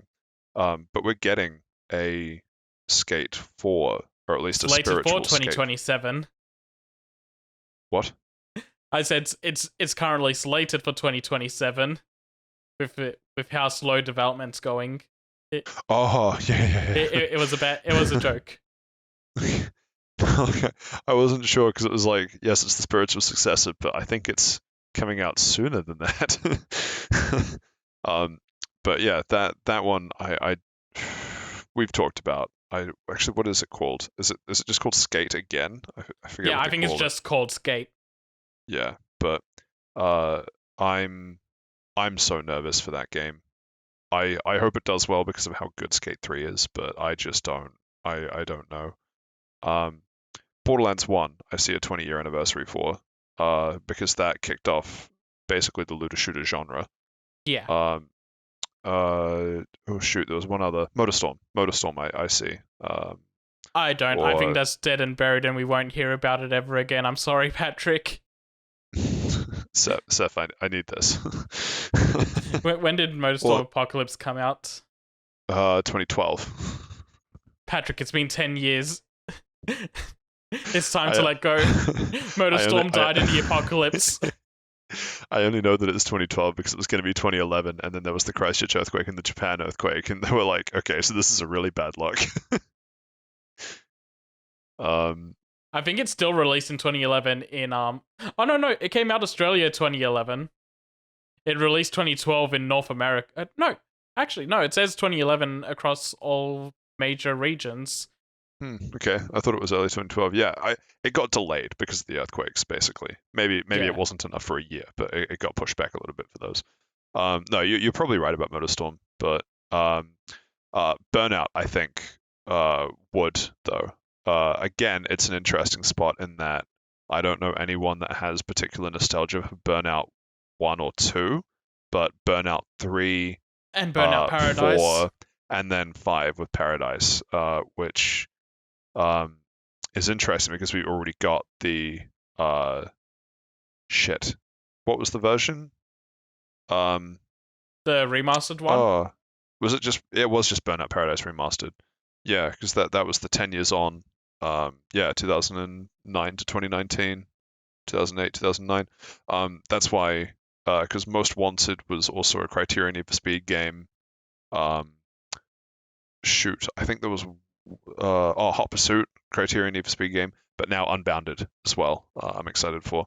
I don't know if Need for Speed would be a 20-year game just because they're so regular with when they come out. It'd be like celebrating FIFA's 20th anniversary. Who the fuck Yeah. cares? Yeah. I don't think Need for Speed would get anniversary games. I think Burnout might just because it's a little bit more rare.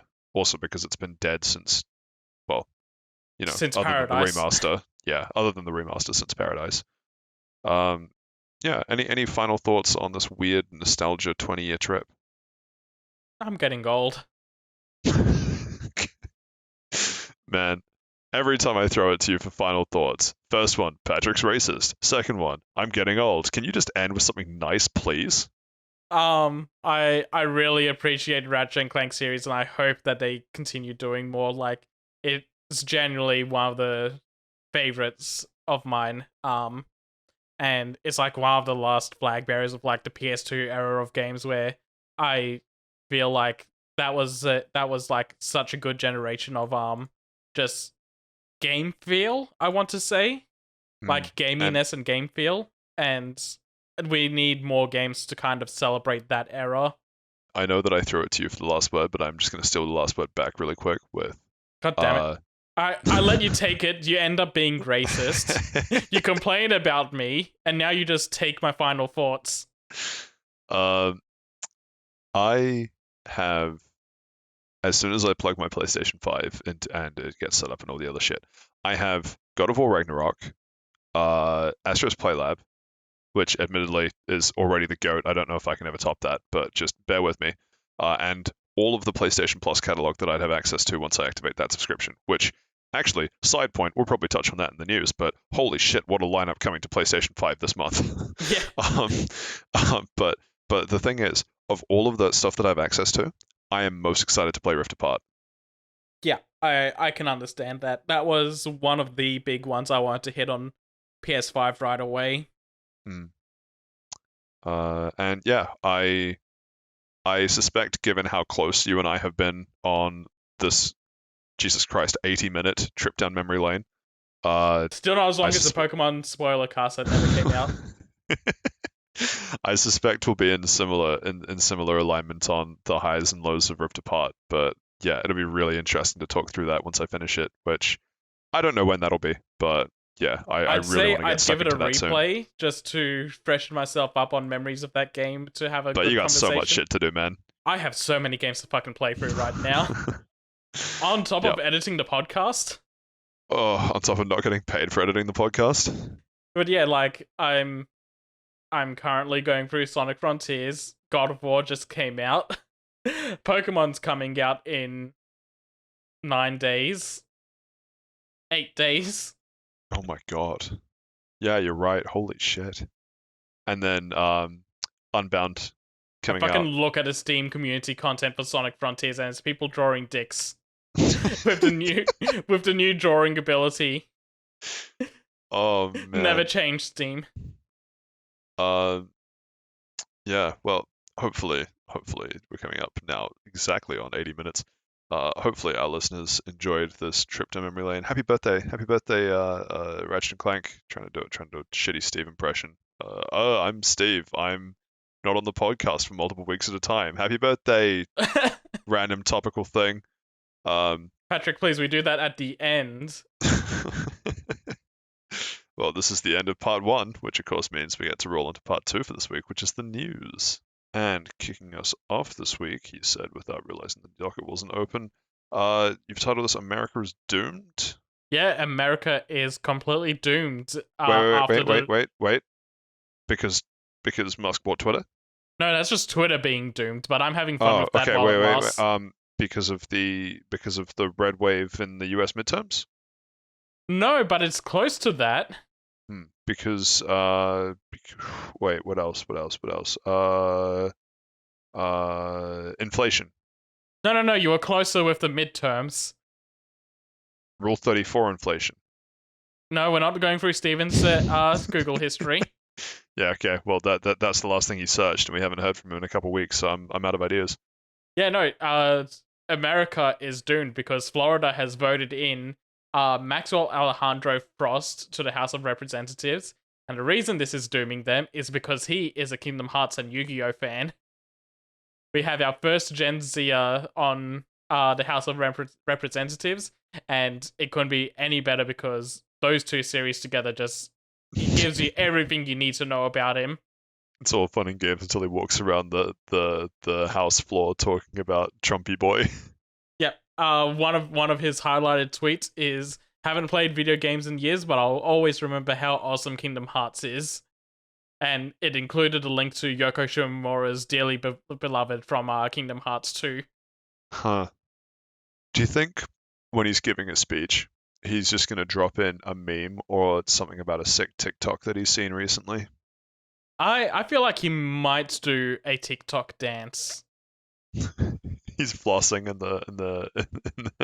the Congress. I think he's God never mind. I had the idea of the dance where it's like they're air pumping and moving one leg back and forth while hopping on the other. I cannot remember the name of it to save my life though. I wasn't even sure that was a dance. So I guess question for you then, Seth. Are you inspired enough to think that, if a Gen Zer can get elected to Congress in Florida, that you, with the help of several $1 million in federal funding, could get elected to lobby the government to expand oil fracking rights? Oh no, I'm doomed. I'm a Sonic fan. You're right. You should be allowed nowhere near government. How's Sonic Frontiers, by the way? Frustrating. Move on.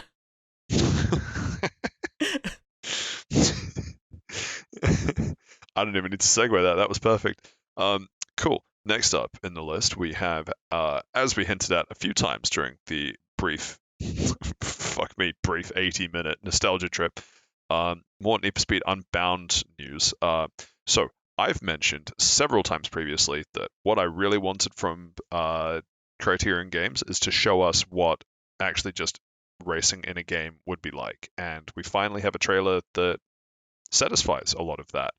I don't know that I'll ever figure out the handling model until we're in, but based on what I'm seeing, I'm really liking what I'm seeing. And holy shit, it's just a minute-long trailer about the new takeover event stuff, but the soundtrack makes it feel so much more epic. Yeah, no, I agree. I agreed with that sentiment of I just kind of need like solid chunks of gameplay, and this is getting there.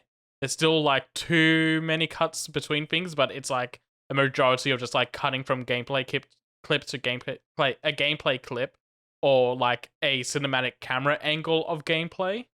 So this is way more interesting visually to see like just how the game goes. And yeah, like you said, the music just helps sell it so much more. And I hope more of the soundtrack is like on point for this. It really needs that. God, it needs rap and R&B. I'd like some heavy metal as well. It needs that identity. Yeah, I think I've seen enough that I probably will pre-order it. The problem is now that I have a PS5 and a PC, what do I pre-order it on? I don't know.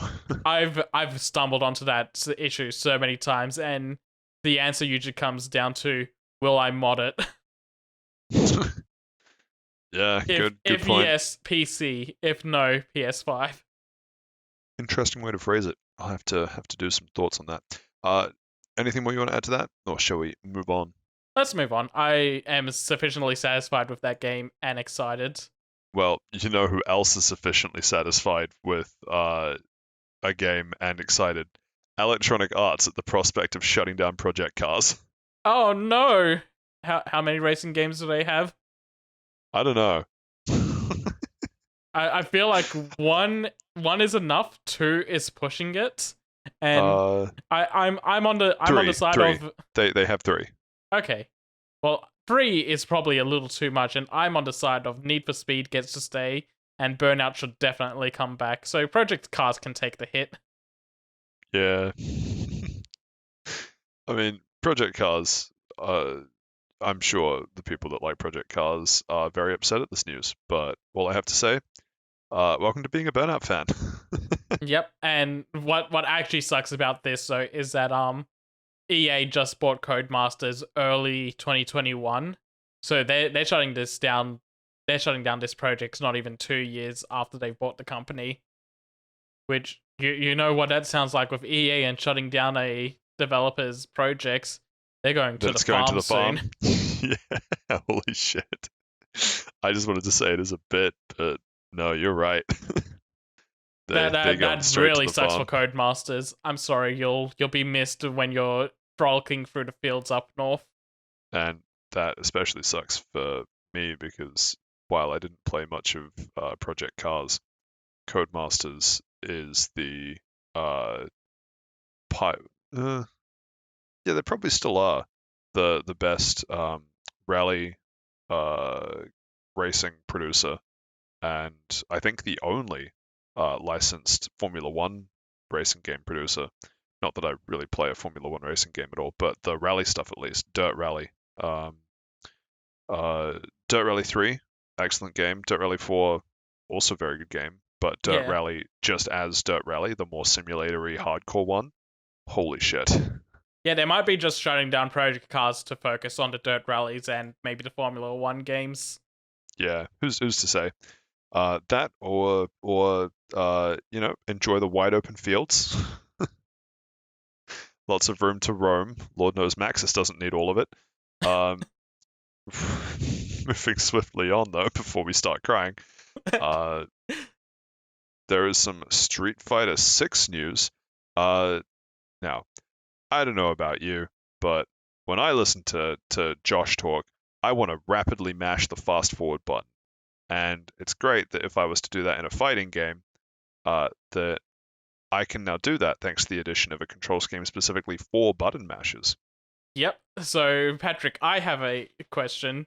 Do you have a younger sibling or like young family members that enjoy playing video games? I have three younger siblings. Most of them enjoy playing video games, and all of them have the mental age of a 5-year-old Oh, combined. that's perfect. Would you say that they would not know how to work a controller for a fighting game, but they do enjoy looking at the spectacle of like the secret moves and the cool looking moves of a fighting game? So here's the thing, right?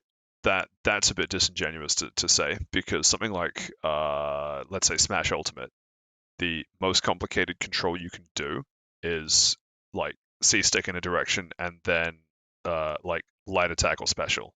Up B. Street right, but Street Fighter has by comparison a science degree's worth of like I've the first time I played Street Fighter, I don't actually remember how many years ago it was, but it was at a friend's house, and he was like, "Oh no, just do a Z with the analog stick." Oh yeah, no, this Z motion is so hard to like notate on like a stick diagram. And then you gotta like explain it in keypad dialect. And if people don't know what a keypad dialect is, that's even more confusing. Like Yeah, let's say you're standing on the left side of the screen.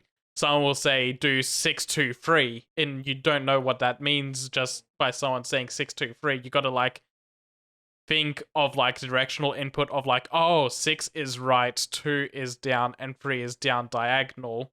And once you understand it, it makes sense.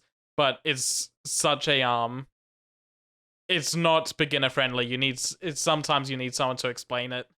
so the point of my story is that most fighting games, you wouldn't need to worry about whether or not they can figure out a controller for a fighting game because most fighting games aren't Street Fighter, and Street Fighter can go die in a trash fire. So I am in a big, I I'm big yay for a button mash mode because Lord knows that'll be what I'm using. I I play a significant amount of fighting games, and let me tell you, the only ones that aren't like Street Fighter are Tekken and Smash. Everything else is Mortal Kombat kind of to an extent as well. I was gonna say I've played Mortal Kombat. Mortal Kombat never had this much Yeah, fuckery. they're more down or back forwards. They're not like the quarter circle movements. Yeah, quarter circle can get fucked. But when it comes to other 2D fighters, yeah, they're all like Street Fighter or even more insane than Street Fighter. But yeah, I hate it. Give me the button mash mode. yeah. So going into the actual detail of the button mash mode, basically what it is, you just get to mash a button and it does like a stylish input mode for you. So you don't have to worry about what you're pressing. You just look cool while you're pressing buttons, which is perfect for younger siblings just wanting to play with you and getting to do cool shit and feeling good about it. It's offline only as well, so you won't run into people online using this control scheme. What I'm really excited. I was gonna ask just at LAN. Yeah. What I'm really excited for is to see LAN tournaments happening or like locals happening, and someone going 0-2 against someone just playing the button mash inputs. And then at the end they stand up, they pop up to like shake my hand. Yeah. we cool. You got outplayed by me spamming square. Shake my hand. Yeah, it is really cool. Like, it's also even like take away all of the shit that is trying to do with a fighting game control scheme, just on a pure accessibility level. Super happy that it's in the game. Yeah. So really cool. Anything more to add, or shall we move on? Now we can move on. That is just a fun little thing that they're adding. Yeah, no, it is really cool, and I'm not joking. That will be what I'm using if I'm playing Street Fighter. Next up, Seth, a question for you. Yes. Did you ever play Pokemon Unite? I did once. Cool. So, you know how Pokemon Unite, some, and by some I mean 98% of the population, would argue that it is pay to win. Yeah, those 98% are correct. And when we played Monster Hunter Rise Sunbreak, remember how you sprinted in and fed to a Chameleos, causing us to end the quest immediately? Yeah, because I did not pay for the DLC to win. Exactly my point. See, now, finally, there is a solution to the problem where you can now pay to win Monster Hunter specifically on a mobile phone. I, for one, am very excited. I am not excited. That sounds horrible. I'm not excited at all.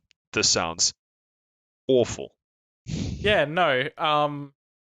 So vagueness aside, the Pokemon Unite studio has teamed up with Capcom to make a Monster Hunter game for mobile devices. I don't know what to expect from this. Do you think they're going to do a Pokemon Unite style MOBA game, or do you think they're just going to try and adapt Monster Hunter into a mobile game? Both scare me. Yeah, so what I think they're going to do, they're going to, yeah. So here's what I think will happen. What I think will happen is they'll release the mobile game. They'll put it into like they'll let people beta test it, and all the beta testers will go, man, it is absolutely horrendous to try and earn currency past a certain level. And they're going to end up releasing it, and then people are going to find ways of kind of like adding a whole bunch of premium currency to their accounts, but not through the legal like Capcom / Blizzard Activision channels. And so then they'll end up going into debt and then not being able to fight monsters until they pay that debt off. And there'll be some people that will just drop like $130,000 on this mobile game. And those people don't deserve rights. And they won't be able to matchmake with anyone because they'll be a higher level than the monster. Like, the monsters will team up to kill them. Yeah, this is one of those. I mean, I made it to the highest rank in Pokemon Unite in Season 1. I became king of the 12-year-olds. I remember you proudly proclaiming that off some mountains into this podcast at one point. It's true. It's true. Uh, I was able to carry the team to victory. They called me the child carrier. Patrick, why do I hear sirens from your side? Hey, future Sav, I'm gonna need you to cut that out real quick. Hey, future me, add in the sirens. Yeah, no, the reason why I bring up the Pokemon Unite thing, I actually really enjoyed the game. The game is genuinely fun, and I haven't played it in ages, but it's really cool that they keep adding more Pokemon to it, and it seems like the people that are still playing it are having a lot of fun with it. My biggest problem is that I can almost guarantee that this will be a game that they release for free, and then just have to, in order to even recoup the money on it, put some shitty monetization scheme in there, just Oh yeah, because no, for sure. you cannot split a mobile game and shitty monetization, and that's the part that I hate the most. And it goes further than that too, because Pokemon, everyone knows Pokemon as this very accessible. Like everyone knew what Pokemon was before Unite. I don't buy for a second that someone's first experience with Pokemon was Pokemon Unite. They all either knew it or had played it themselves beforehand. I don't think that's the case with Monster Hunter.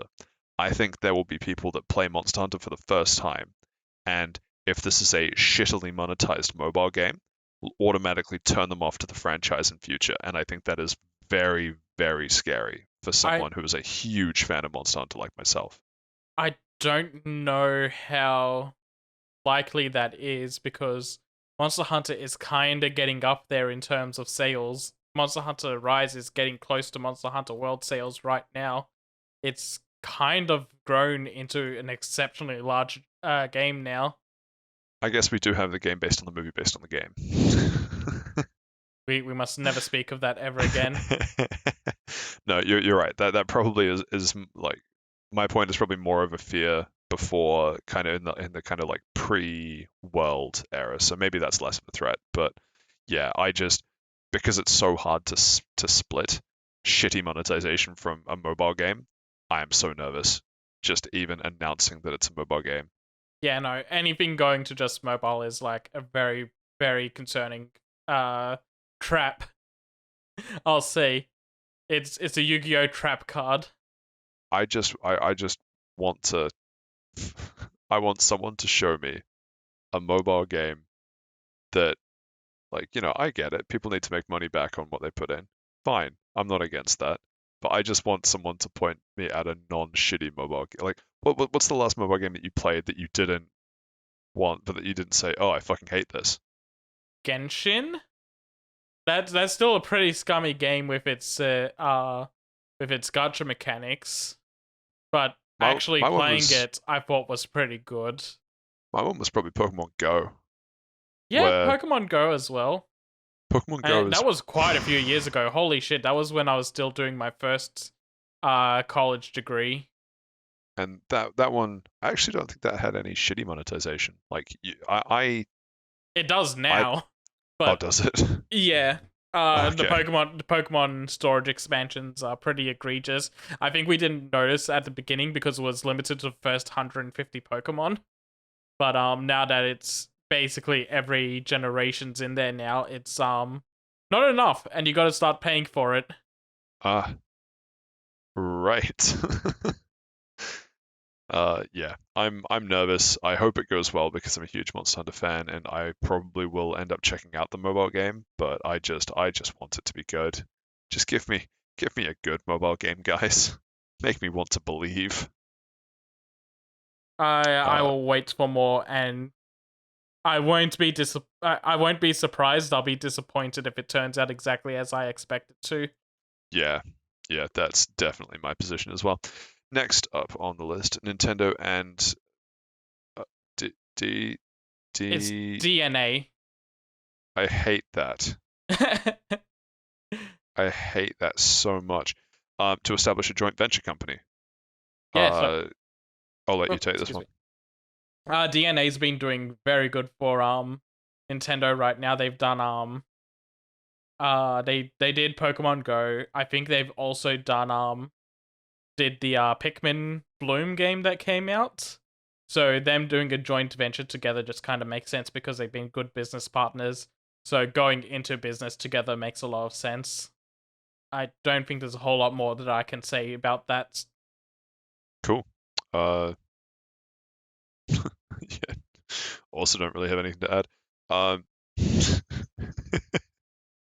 Next up, Prince of Persia. Wait. Don't turn off the episode just yet. Remake. Wait. Don't turn off the episode just yet. Ubisoft has cancelled pre-orders. Wait. Don't turn off the episode just yet. But they haven't cancelled the game. That's the important part. Now you can turn off the episode. And now you can turn off the episode. Please don't listen to the rest. There was a comma there. Please don't. Pause. Listen to the rest. Grammar is important. Would you help Ubisoft cancel a Prince of Persia remake game? And your uncle jack off a horse? Anyway, so Prince of Persia remake. It moved developments. It was delayed. Then it moved development studios. Then it was delayed again. Yeah, and then it was delayed. No. It was delayed twice, wasn't it? Under the new studio. I think it just went straight into indefinite delay. Straight into indefinite, and then they collapsed the studio. And now they're saying pre-orders are cancelled, but the game's fine. Game's fine. Don't worry about that. Game is still coming. Game's on track. Oh man, I just love that it's called The Sands of Time. It's so fitting. More like the quicksands of time, am I right? With how much it's being buried. Yeah. Again, not a huge amount more to say. It's just a very, very funny headline. I think we've talked about Prince of Persia like delays at least once every couple of months. Well, I mean, the thing is, there's no other news to talk about with Prince of Persia other than announcing it's been delayed. Announcement: you will not be playing this game. Just imagine the Alpha Red style thumbnail. I played Prince of Persia Sands of Time remake because you can't. I'm thinking of naming this episode "You Cannot Buy Prince of Persia: Sands of Time," harkening back to the ever popular "You Cannot Buy Final Fantasy XIV" episode. Yeah, but those were completely different reasons. Like that's almost clickbait, but like the wrong style. One was too popular, the other's not popular enough. Anything more to add? No, I'm done shitting on Prince of Persia for now. Cool, so was Ubisoft.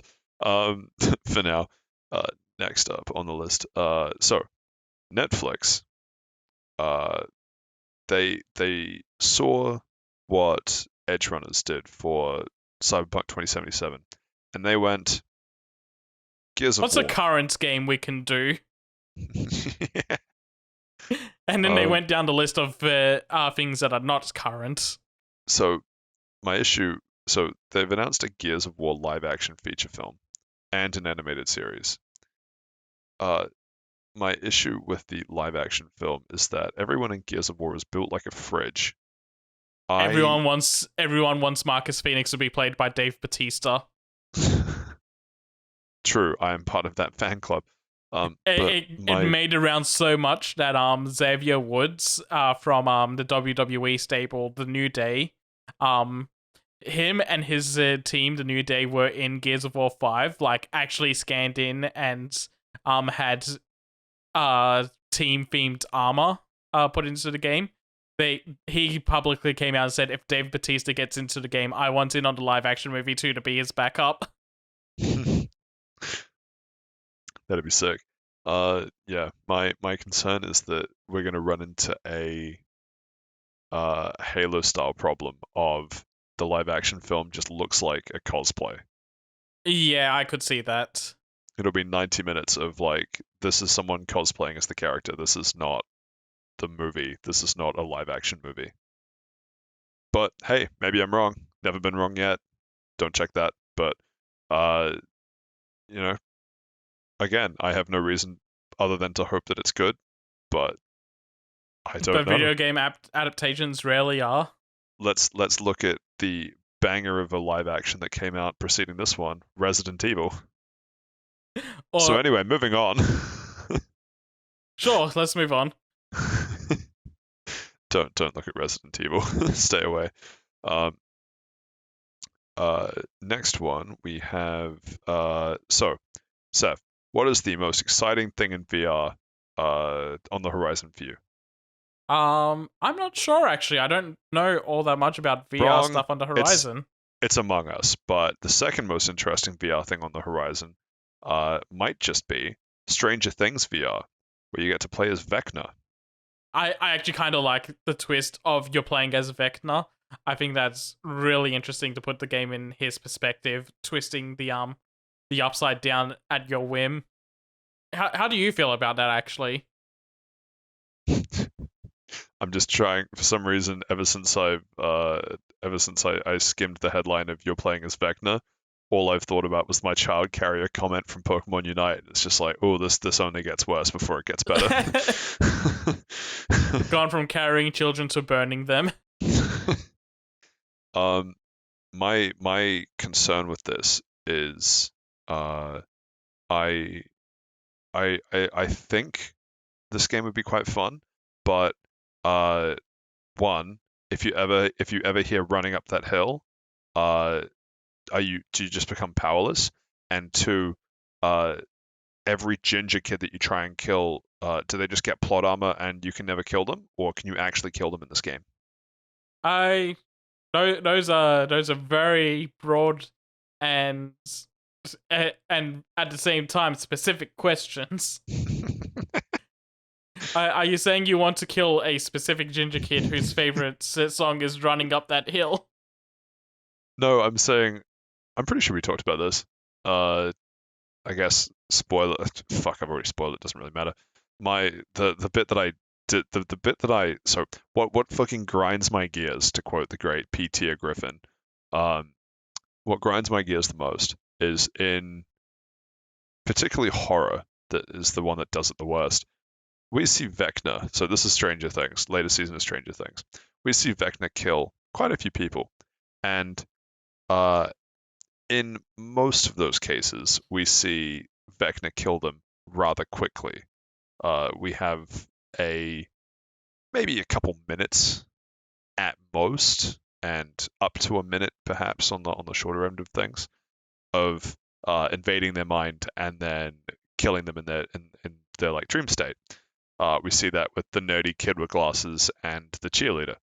Um, and then we get to someone like Max, and all of a sudden, instead of the Vecna in and out 20-minute adventure, ruthlessly efficient, it's this kid has plot armor. Better take extra long to build up before I kill this person. And So I need to it chime in fucking for a annoys me. second. I feel like the cheerleader did take a little bit of time because we did have that whole like couple of minutes of Eddie freaking out while she starts floating and starts like it's building up the suspense of what's happening. Um I think when it comes to the part that annoys you, I think we need to consider that for that moment we're entering anime monologue time where they're monologuing and thinking to themselves in full sentences and only like point 0.5 of a second has passed. But you know what I mean, though? It's like I really dislike it when it's so clear that media is treating a main character differently to other characters in a similar situation just because they're main characters. Yeah, I It's understand. it's like one of the most like immersion breaking things that you can do, and it felt like I quite liked the latest season of Stranger Things, but it felt like in a couple of places the Vecna Max interactions were just I'm gonna get you. I'm gonna get you. I'm gonna Yeah. get you. I think it's just because we spend so long with Vecna as Max, like in that pre gotcha build up, that it feels like there's a lot of plot armor. Yeah. Which, if it ever comes to mobile, you can just get a nice little pack of armor-piercing psychic bursts for $34,000. Uh, anyway, Stranger Things. launching in VR, coming to all major VR platforms in winter 2023. Um, is this the metaverse killer? No, but there is a metaverse killer on the loose. Holy shit, that was great. It came to me in a vision. It lasted all of a second, but I took my shot. Oh man.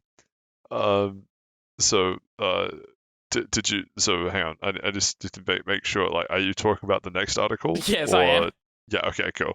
Um, so beautifully segued by our very own editor.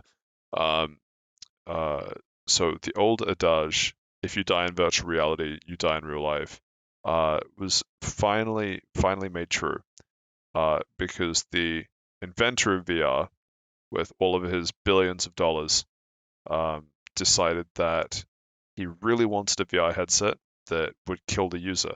And what's weird to me is that he has so much money he could just pay someone to kill you if they saw that you died in game. But instead he built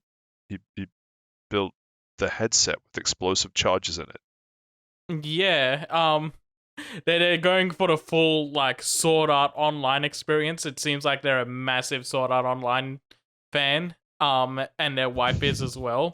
So they're trying to get.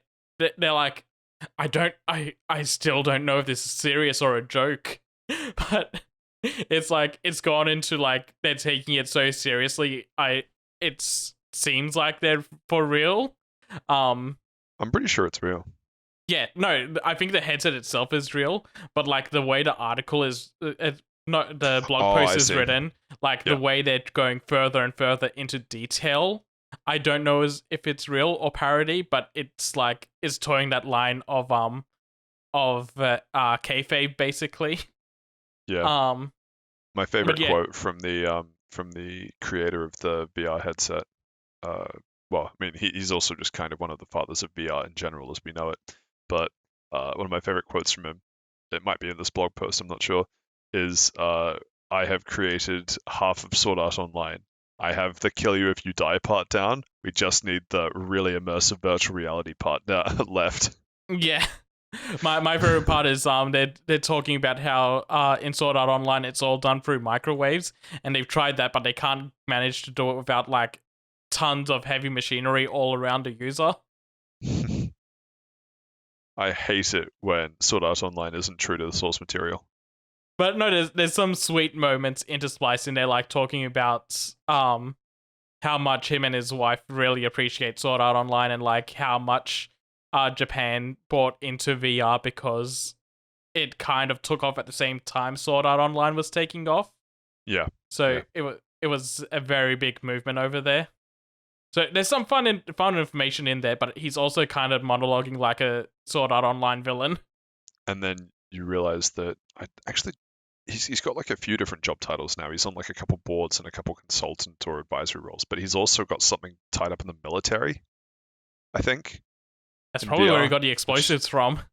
probably, but it's just like a funny combo where it's like the father of VR, this thing that people use as fun for video games and the metaverse and all this other stuff, and it's also like somehow wrapped up in the U.S. military, and you're like, okay, all right, won't look too hard at that one. Actually, Um, you know how I know he's 100% serious about this blog post? He ends up with saying, "See you in the metaverse." He's trying to sell everyone on this and the metaverse. man's actually going to kill himself just like metaverse. If you die in the metaverse, you die in real life. What if the metaverse is already dead in real life? I've got some bad news for metaverse investors. uh, right. Well, um, moving on. I was trying to think of if I could segue that. I could not. I also tried to think of it, and I'm like, no, I give up Yeah, instantly. yeah, same. So I didn't know enough about this. This is Doom Eternal's music, effectively. Do you want to run through this one, Seth? It seems like you're way more across this one than I was. Yeah, so the I'll try to make this long story short. Um Bethesda at E3 before Doom Eternal came out announced a collector's edition and advertised a original soundtrack produced by and created by Mick Gordon. Um, and when the collector's edition was a couple of months out from release, they had to delay it into next month, citing some issues with the OST was happening, and they just have to delay it a little bit. And yeah, they eventually released it. It was subpar compared to the Doom 2016 Yeah, OST. 2016. Yeah. Yeah, and a lot of people made complaints about it. Some people wanted refunds. There was a big stink about it. And the director of the game, I believe it was, Marty, came out and said on a big Reddit post that basically it was all Mick Gordon's fault. He was being kind of a douche about it. He wasn't meeting his milestones. He wasn't delivering music on time. He was being a big hassle to work with, and they ended up having to do a lot of the music in-house rather than relying on him. He promised that he'd do 30 songs for them, but he only delivered 12 if even 12. Basically making the entire situation and trying to bury Mick Gordon's professional career. It's been about almost 2 years since that happened now. Year and a half. Mick Gordon's has gotten every single receipt he can about the situation, and he's just come out and said, no, look, they lied, they're trying to defame me. I wasn't contracted to do the soundtrack at all until like 2 months before the OST was supposed to come out. While that was happening, I was already crunching for 2 years straight on doing the game's music itself. They didn't contact me about doing the OST. They just put my name on it without informing me about it. And they were already producing the music in-house without my knowledge well before before my contract to the OST started even. So he's got receipts. He's got proof that they've just been trying to bury him and make him the villain of the situation. And it's turned the entire fan base on its head, because basically everyone was just kind of done with Mick Gordon, saying, well, he's just kind of a cunt, let him suffer, and now everyone's kind of back on his side. Cool. It is a massive shitty and messy situation. I'm glad that this is being cleared up, because I really like Mick Gordon's music. A big chunk of why I liked Doom 2016 was because of his music. Playing that game, the music that he's produced just kind of puts you into like a trance and a zen state of basically murder. There is the best way to describe it. There are some excellent. If you're not 100% across what we're talking about with particularly the Doom 2016 soundtrack, go into YouTube after this episode. Go into YouTube after you listen to this and all the other FTL episodes, and then type in when the Doom music kicks in, and there are so many kind of templated media pieces that just run. It's basically about one or two, I think, Doom soundtracks over the top that just fit perfectly with, as you say, the idea of just sort of trancing up into murder. Yeah. It goes hard. Yeah. It goes hard. It goes extremely hard, and like Doom's current image is dripped in Mick Gordon's music. Like a lot of people didn't want a third game if he wasn't going to be part of the OST, while other people were like, he's just a musician, who gives a fuck, he was being a douchebag, let them make a third game and just kick him off it. So yeah, messy situation. Really makes Bethesda look even worse than they usually do. But yeah, no, I'm glad he's been able to come out and clear his image, and this will probably actually go into courts for defamation. Yeah. Sad situation, but hopefully the truth and all of what actually happened comes to light, and any wrongdoing is held responsible. This is like hard evidence, like dated emails, actual like proper Slack conversations. I'm not doubting any of that. It's just I'm just sick of the news cycle recently of someone comes out and says this, and everyone goes, "Oh man, that's terrible," and then bandwagons before all the facts are out and presented, and then go, "Hmm, actually, maybe we jumped to conclusions a bit quickly on that one. We'll wait and see." Yeah, yeah. I coughed the name. I don't know how well that came through. I feel like I actually coughed saying the name. Just remember, you can't claim any insurance on any health conditions attached to that because they won't pay you. You cannot get COVID through audio format. Yet. Anyway, I'm working finally, on it. Jesus. Finally, we have some Pokemon news, as you say, a game which is coming out in a week or just over a week. Yeah, 8 days for us. 8 days. Just over a week away. Crazy. I guess you want to take these ones as well? I guess. First up, we have a new Pokemon announced called Gimme Gold. This was the first announcement they did in the week. This is a pure ghost Pokemon, which is a little ant that collects coins and hides in treasure chests if you try to catch it. It's going to be appearing in Scarlet and Violet, and also currently in Pokemon Go at the moment. You can't catch it in Pokemon Go, it just kind of follows you around with a little coin over its head. Man, they're really stretching these monetization strategies, huh? Gimme money. It's just their way of begging you to give them more money. Yeah.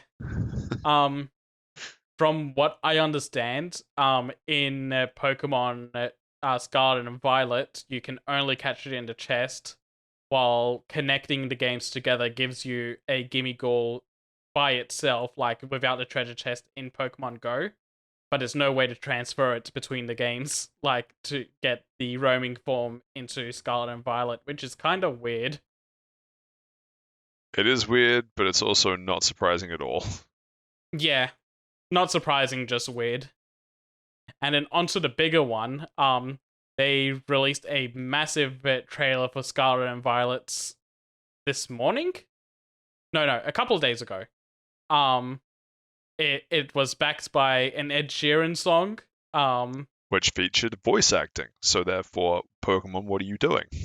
Yeah, it did feature voice acting as well. They showed off a couple of new Pokemon in there that are starting to confirm leaks that are coming out. They showed, oh god, Donphan, I think it is, from Gen 2. Let me double check that. Yeah, Donphan. They showed 2 new like regional variants of Donphan. One seems to be Scarlet exclusive, where it's more prehistoric looking, and one's Violet exclusive, where it's futuristic, roboticized looking. So that's going to be interesting. They also showed off more raid battles that are going to be post-game stuff. They announced some more post-game stuff. They also announced a fucking Charizard promotional event, because Jesus Christ, they will not stop shoving Charizard down everyone's throat. Can we just take a step back, regardless of how people feel about Charizard or whether it's the best of the starters, the worst of the starters, whatever. Just from like an evolutionary perspective, what do you think there are more of just in a particular environment? A sentient onion that just eats grass, a turtle, or a fire lizard where if the fire on its tail goes out, it dies. I'm going to go with the turtle with water cannons sticking out of its shoulders. I feel like some of them may have put out the fires on Charizard tails as a joke. Bro, it's just oh. You'll get better. Oh.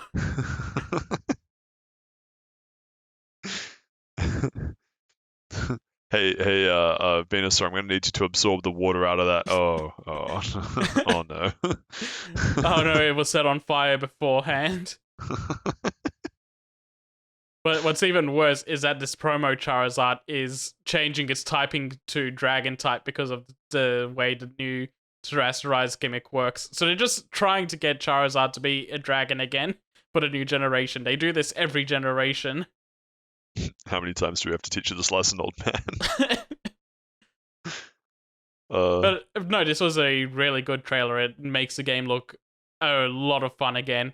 They also show the Scarlet Legendary with wheels on its design, like for sure, but no, it's still running. At this point, I appreciate the commitment to it. Just Flintstones running everywhere. The wheels are for yeah. show. Which maybe it'll rock up in Need for Speed Unbound as part of the modifications. You know, that reminds me. There's a mod in Mario Kart where people mod one of the cars to just be Sonic running, and they mod one of the characters to be invisible, so you're just playing as Sonic running through the racetracks. It's actually fantastic. That's really clever, actually. I really like that. Yeah. But yeah, no, the big things from this trailer were the Don Fan reveals and those leaks recently.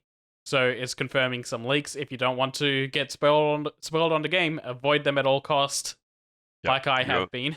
You only have a week left to need to worry about spoilers. Then you can play it, and then spoilers are fair game again.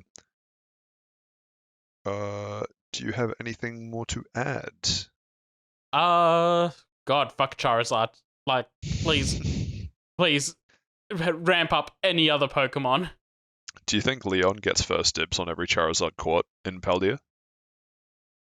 Do you think they allow immigrant Charizards into Galar? Just off the back of you talking about how racist I may or may not be, I'm not touching that. We're going to move swiftly along. That covers the end of news for this week. Thank you, Patrick believes Seth. in colonialization. Colonization, that's the word. So we have an audience question for this week. Steve writes in and asks, when is Steve allowed back on? Next week. Steve, it's been 5 weeks. The accident happened 5 weeks ago. You have to let go. You have to wake up, Steve. Take the toaster out of the bathtub. It's not worth it. Soggy toast is not the way forward. It's not a toaster, it's a rice cooker. The cursed one. Do you think? I think that's the only one in his house. Bro, do you think if Gimme Girl was poor enough, it would haunt a rice cooker instead of a treasure chest? Yes. Instead of gold, it's just hoarding rice. And it tries to make you pay for it, and then that's how it gets its gold back. Please, sir, more food. And actually sounds like a cursed existence. Yeah. I don't have a better audience question for this week. I just wanted something dumb in there. Steve should be back next week. Josh may or may not be back next week. Depends on whether Clown College, needs him. The classic game was too tight. Seth, we talked about this before the podcast. Wait, you said not to say it at the beginning of the podcast. It is not the beginning. It is, in fact, the complete opposite of the beginning of the podcast. I mean, when you're right, but I fucking hate that you're right on this one. Oh well. I also think that some of the more genuine audience questions are ones that I slipped in towards the end of the 80-minute I wouldn't say 20th Century Fox 20th anniversary for Ratchet and Clank. So feel free to wind back a few minutes and listen through some of those, because I think it was genuinely interesting. What were they? Yeah, what are the games that people are going to talk about in 20 years from now, and what does the future hold for Jack and Sly? Right. This brings us to the end of episode 49. Anything you want to tease for next week, Seth? I've been playing so many things. I think I'm going to have to make an order and a list of my own of when I will touch on specific games. I will begin with Bayonetta 3.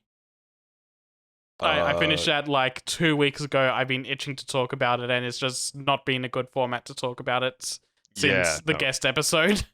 For people wondering about why the formatting swapped up so much these past few episodes, I don't think the standard format that we do would work particularly well with two people. So I've been trying especially in the case of Bayonetta 3, where it's just me talking at Patrick about the game, rather than with Patrick. I've been trying to test out a few other things. So if you like the new format, great, let us know. If you hate the new format, let us know anyway. But it should be back to the FTL that you all know and love when Steve is back from next week. What have I been up to? I've finished You'll be the able Quarry. to talk about the PS5. I will, yeah. I finished the Quarry on PS5, playing it on someone else's PS5. And hopefully I'll have made a start on one or both of Ragnarok and Rift Apart. I'm very excited for Rift Apart. If next week turns out to just be you talking about the Quarry, maybe I can squeeze in Ratchet and Clank real quick before the next recording after that. We'll see, but I hope I can. Anyway, until such time as we hit the big milestone 50, the old half century, I've been Patrick. You have been. I've been Saif. There we go. Fuck, okay, you have to trim the gap out. We discussed I'm also this. gonna have to trim that out. We discussed this. Yeah, we will. Yeah. I'm sorry, I blanked for a moment. No lie. You're like, am like I Josh? I heard you say I heard you say I've been Patrick, and then my mind was just an ocean breeze. Inside Homer's mind, the cymbal monkey clapping and then backflip. It's like it's like when Ned Flanders is talking at Homer and his brain just goes, "You can stay here, but I'm out of here," and leaves, and Homer just collapses. God, now I'm actually going to have to keep all of that in. Well, while Surf is busy keeping all of the absolute shit show that the last couple minutes of this episode has been, you've been listening to FTL episode 49, and we'll catch you next time. Goodbye. Happy coming home from America, Stephen.